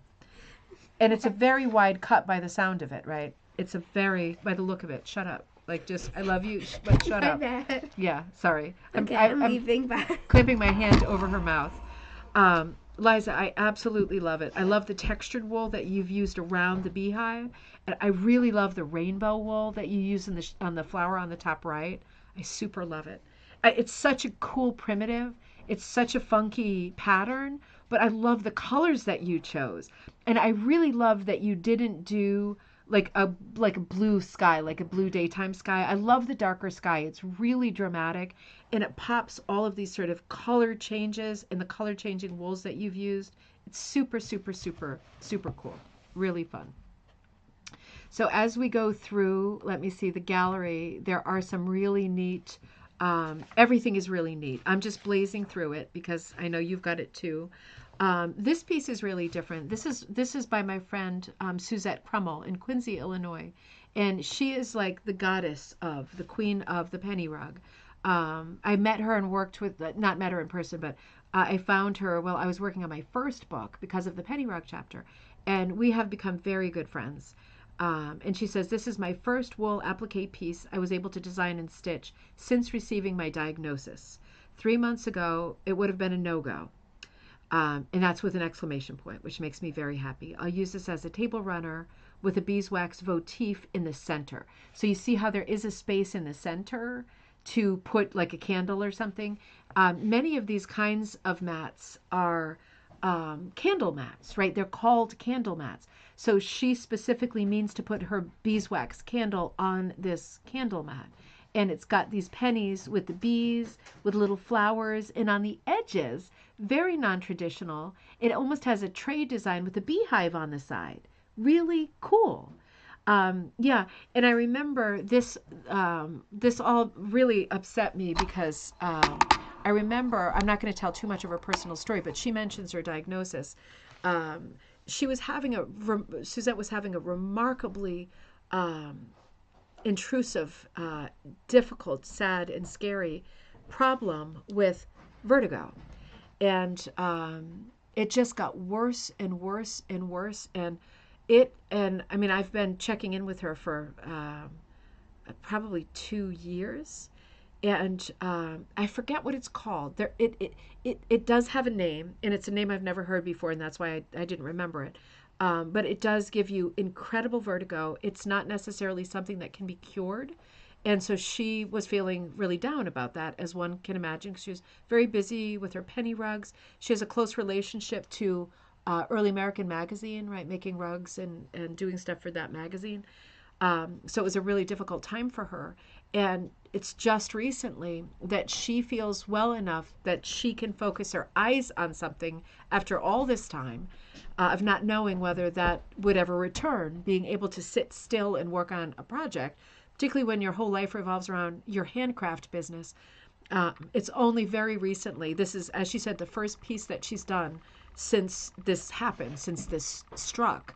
And she felt well enough to be able to sit down. I asked her if she could do a piece for this issue. I always ask without putting pressure, because I never want to put someone in a situation where they're like, well, I'm really not feeling that well. Thanks for reminding me. She would never say that.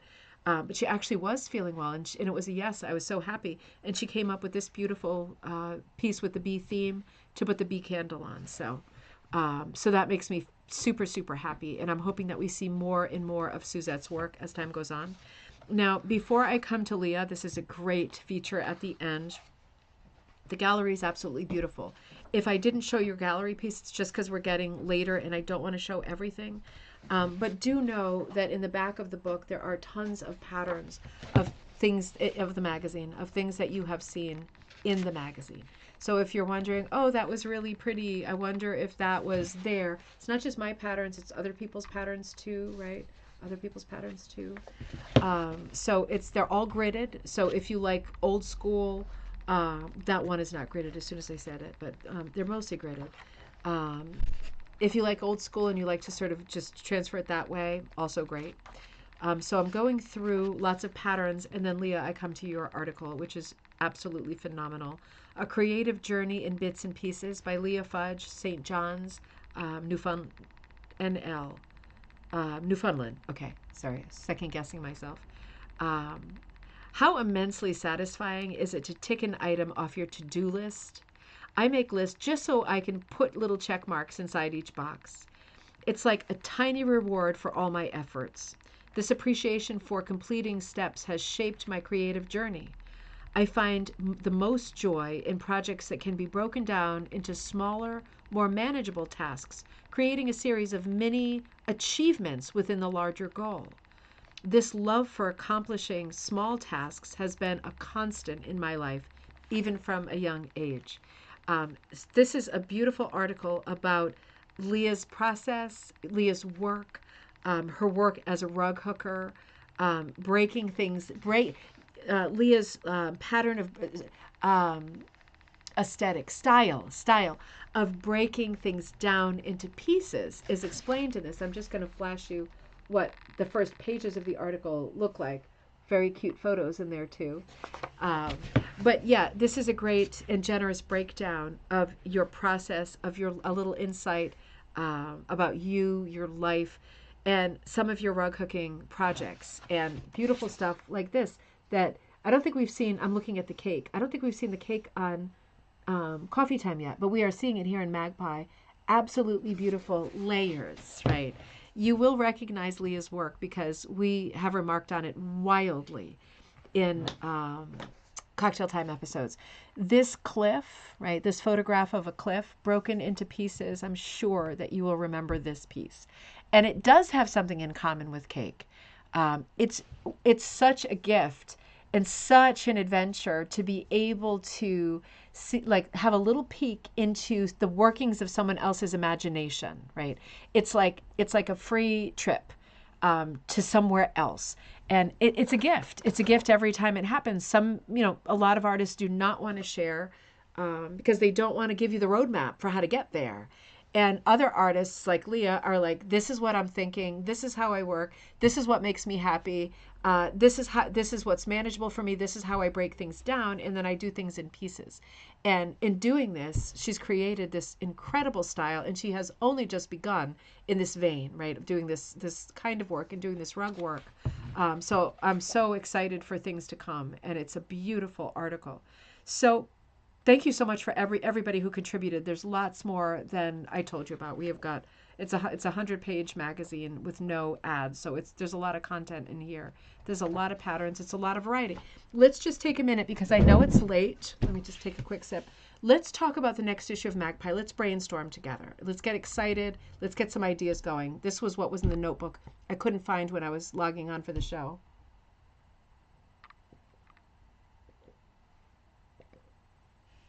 So thirsty. Okay, so my two notes, Kindle and I misspelled Leggett. Okay, let's talk about Magpie. Let's talk about the next Magpie, because I said to Judy, I want to be sure that we keep, I want everything that we're seeing in here, I love, and I want more. I want more from everybody. And I want to see some different stuff too. Not different from this, just more. Because we're at 100 pages now. We started at 80. Now we're at 100. We can go up, right? We can go. So I want to be sure that every issue is packed with stuff that we love. Now, let's brainstorm. The next issue is Wish You Were Here. Get a different pen. Wish You Were Here, holiday postcards, right? That's the theme of the next issue. Oh, what if I don't want to do something with holiday postcards or someplace where I vacation? Then just do something summary. Do something summary. That works too, right? Nothing wrong with something summary. That's perfect. Sharon says, the cliff reminds me of an iceberg with layers of primitive life. Ooh, impeded in it. Ooh, that's interesting. Almost like fossilized layers of patterns. That's an interesting interpretation. I love that. Everybody's going to see something different, but you're right. It is like layers of history, layers of earth. That is really interesting.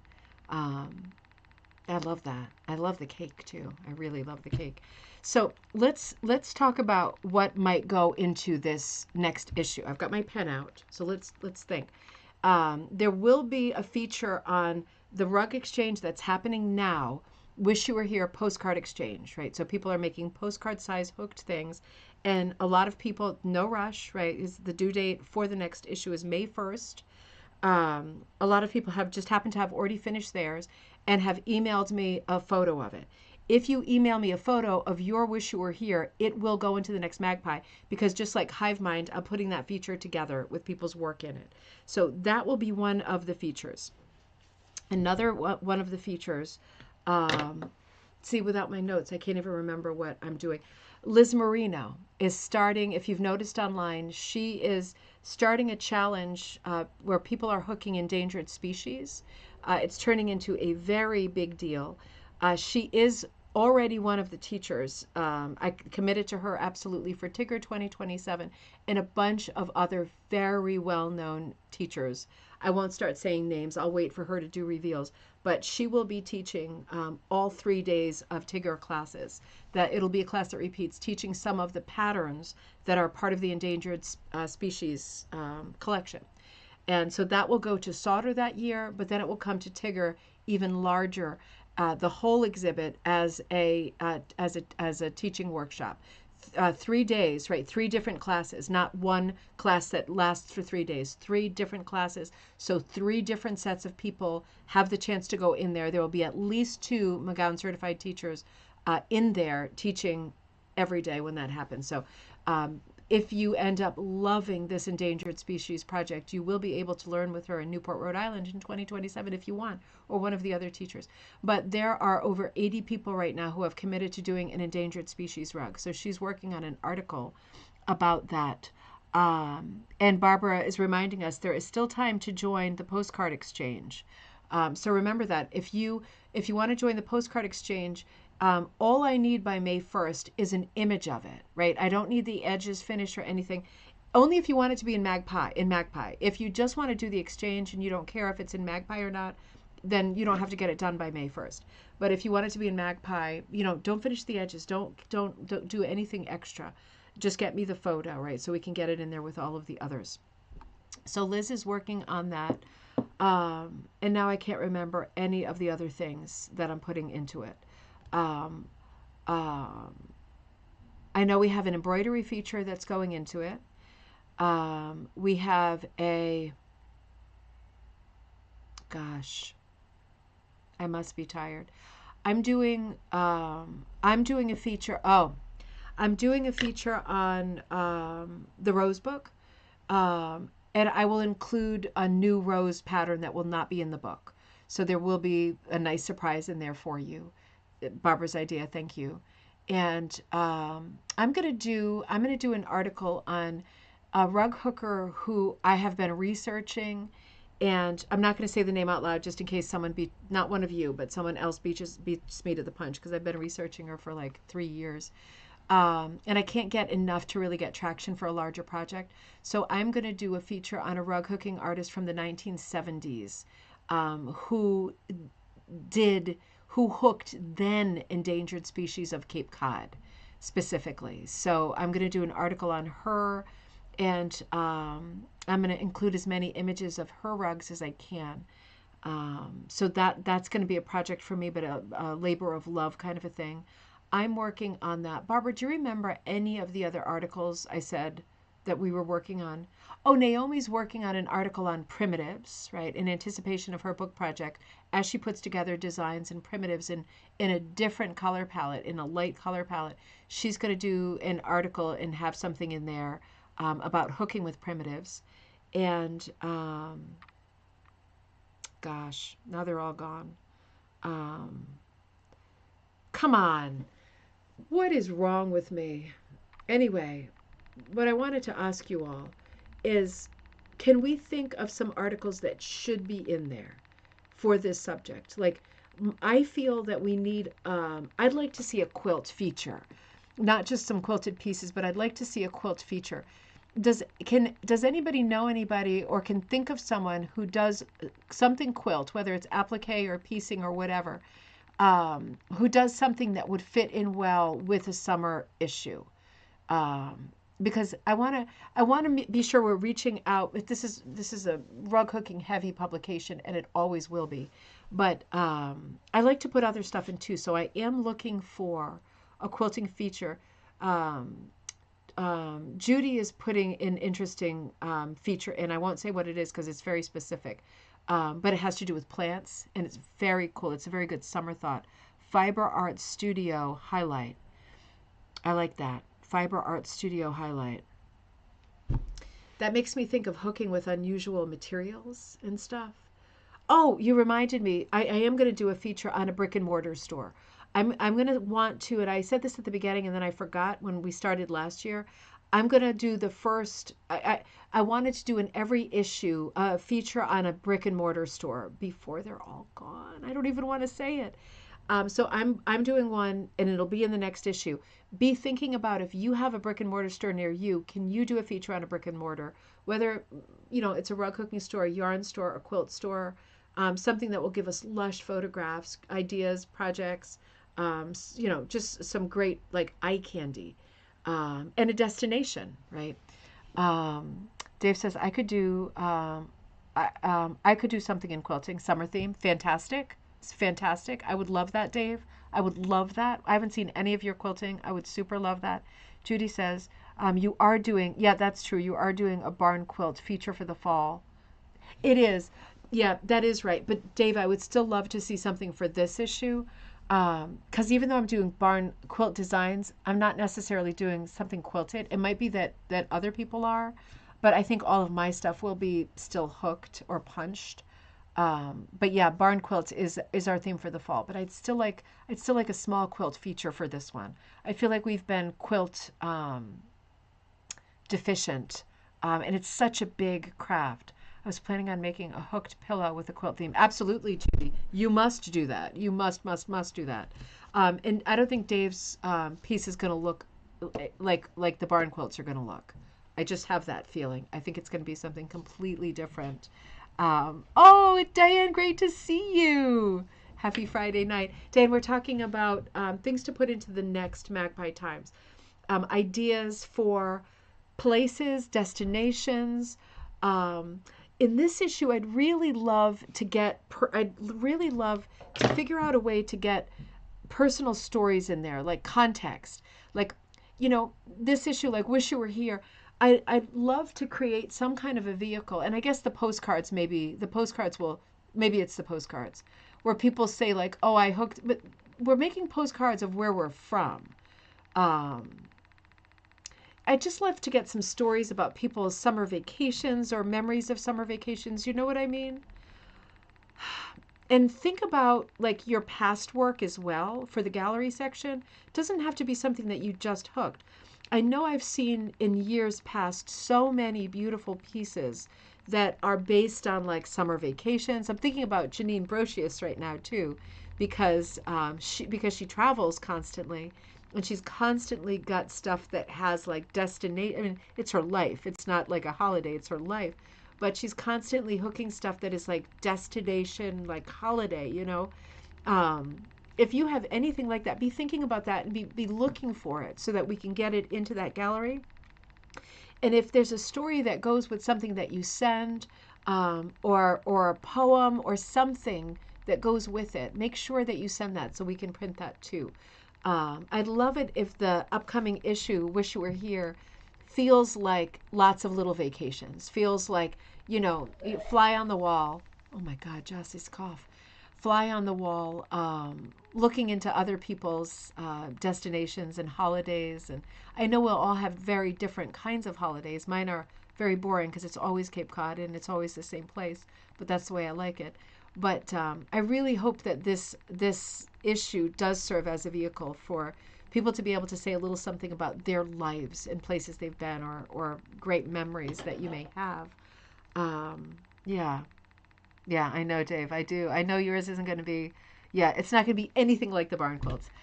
Carol says, talk to Naomi about Yankee Cloth in Wallingford. Yeah, we were talking about them not that long ago. It's a fantastic quilt store, and the owner's Nancy Trunco is so special. Okay, that'd be a good place to do a destination. Although after we do, that's a good one to do a destination for sure, like for surezies. Um, but I want to be sure that we're getting destinations that are in other parts of the country too, and in other countries. I want them all. I want them all, and I want to get them all in there because I think it'll be a fun regular feature. Oh, I just had an idea and I just lost it. Damn it. Wait a minute. Ah, destinations, quilt stores, um, regular features. Wow, sometimes I'm a special person. Um, nope, it's gone. Yeah, I was just going to hit you with something that I remembered and then I forgot again. Um, let's see. Yeah. Oh, this was it. I also want to think about, and I have to reach out to some of my buddies who are not in the US or Canada. I mean, we have a lot of people who participate in Gale, Australia. We have quite a few Australians who are involved in the brand or involved in Tigger, and there's a lot of people in the UK. And what gave me the idea was Kaz's article in this Magpie about rug hookers in Japan. I do want to see what more people are doing in other places. If you have friends or you are somewhere else or you correspond with people somewhere else, do you know anybody who could say, oh, maybe just do like a 1 or 2 page thing? Let us know. Like, do you and your friends get together in, I don't know, Scotland? And can we have a few photos of that and see some of the projects that you're working on? It's just fun to kind of get a feel for what's going on in other parts of the world. I'd love to have a little bit more of that, just a better sort of baseline on what everybody's doing. I think would be a lot of fun. I feel like somebody let's see, Judy says, who is it that travels? Yeah, that's Janine, who travels in the motorhome. Yep, that's Janine. She should really do something for this coming Magpie. Sue's great to see you in Kansas. Yeah, that's a good idea. And I'm thinking back to people who have.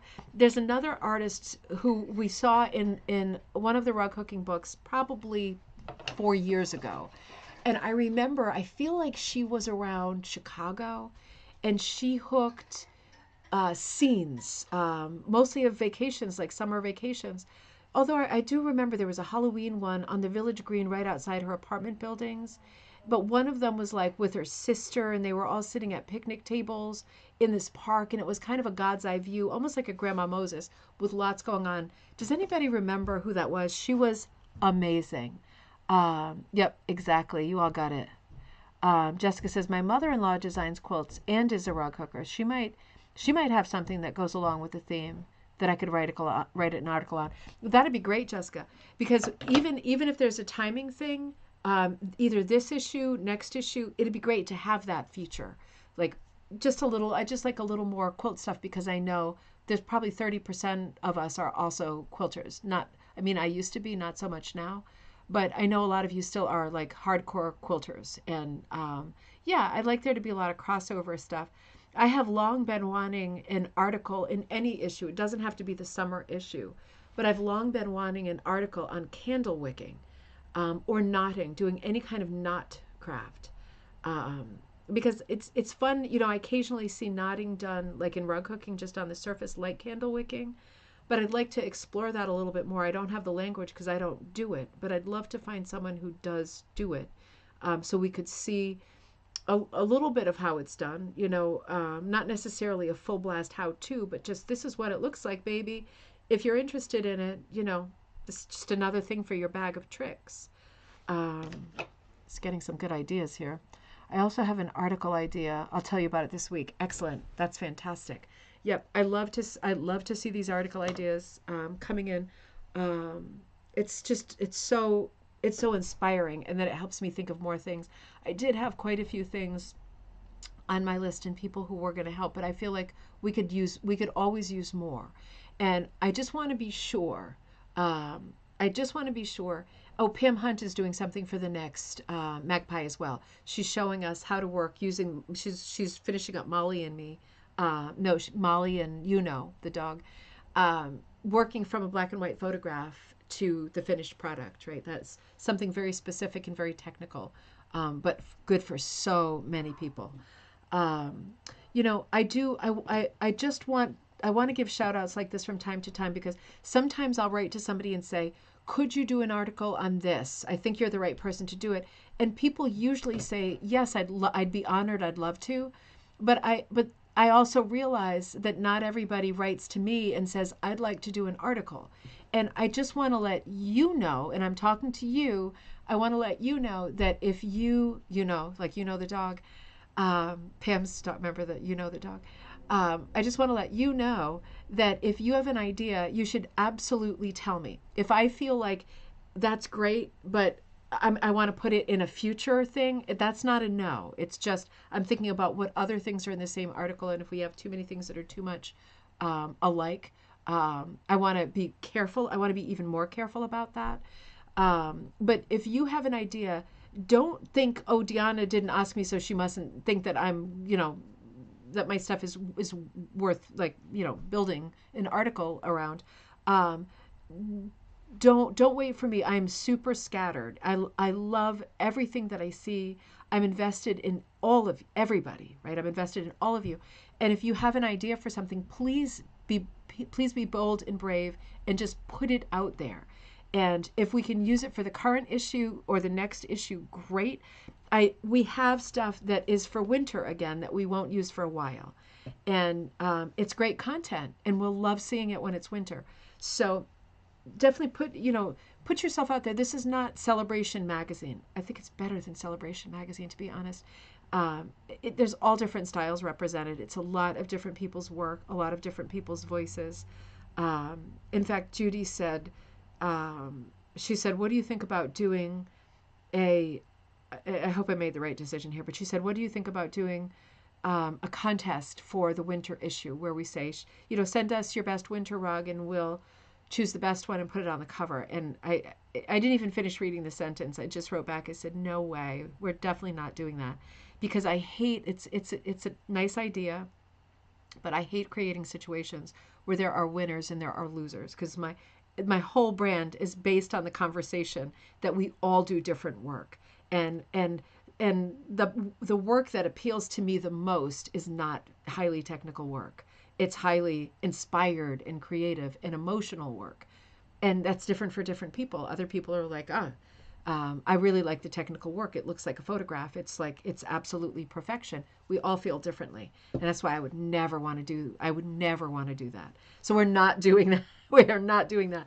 I never want to do stuff that makes people feel like there's winners and there's losers and they're not one of the winners. That is the opposite of what this magazine is about. Nothing against, obviously, celebration. It's absolutely beautiful. But that's just not where I want to be with what we do. I want to put everybody's work that's in here is beautiful. Lots of ideas, lots of variety.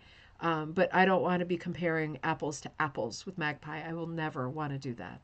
And that'll never change. And if that does change, then you really have to check in on me, because it means I've got like brain damage or something has really happened. Competition destroys communities. I completely agree with that, because you can't help but have hurt feelings when you're always happy for other people, right? Right. If you can be, you're happy for other people, but whether or not you can admit it, or you care to, or you don't need to, you always your feelings get hurt, when you do something that you think is like your best work and it's not embraced. And yeah, we don't do that. We don't do that here. So yeah, but I still think all of the work that I see is great work, and I think we represent entry level to really, really well experienced and accomplished teachers and makers, and yeah, we're going to keep doing exactly that. So yeah, when you get your next brainstorm, let me know, or let Judy know, whoever you're more comfortable approaching. It'll all go to the same conversation between Judy and I. And yeah, I guess I would just like to see more articles from more people. I still want articles from the same people. I love the people who always contribute. You are the reason the magazine exists. Because it's slow getting a magazine started, but we went from 80 to 100 pages really quickly, like on the third issue. So we are growing remarkably fast, and that is because a lot of people are invested in it. So I want to hear as many different voices as I can, as often as I can, according to your energy and how you feel. You have to be inspired, and it has to be the right time. But just know that you are always welcome to jump in at any level. If it's a photo for the gallery, if it's a full-length article, if it's a pattern you would like to make and share with other people, and maybe you're thinking, I don't draw that well, who would ever want my pattern? Just don't, because that's the stuff that makes me upset. Somebody is going to love your pattern. You hook it up, or you make a quilt out of it. It's going to be beautiful. We're going to enjoy seeing it, and someone else is going to want to make it too. So we love getting patterns from other people as well, just to have a lot of variety in there. So be thinking about that, and I will eventually find that notebook. It's probably in the car, but there's no way I'm going outside again today. I mean, the next episode of White Lotus is obviously not going to watch itself, right? So I'm going to head in there, and I'm going to do that. I had a great time being together for a while tonight. I ran over as usual. Sorry about that. I've got 2 things on my to-do list, so I'm going to do those things right now. Have a great weekend, everybody. I will be back with you on Monday. I think I will work on dyeing some swatches. I'm going to continue our conversation about color on Monday. And we will actually be looking at the color wheel on Monday. We're going to have some fairly technical conversations, but I want to look at dyeing, and I will be doing some dyeing over the weekend. And I want to be talking about, now that I'm dyeing these sets, I have figured some stuff out that I think is curious, interesting, and important. So I want to share everything that I have figured out in dyeing these swatch sets so far. I want to share all of that with you on Monday. So we will continue our conversation on Monday about colors, dyes, vintage techniques, and what we can do now with our new supplies. It was great seeing you all tonight. Have a great weekend. Have fun. Hopefully get some beautiful seasonal weather. And I will see you again Monday at 11 a.m. Eastern Standard Time. We'll be back together at then. In the meantime, if you want me, I am at ribboncandyhooking@gmail.com. Aw, thank you, and thank you to Mom. Okay, have a good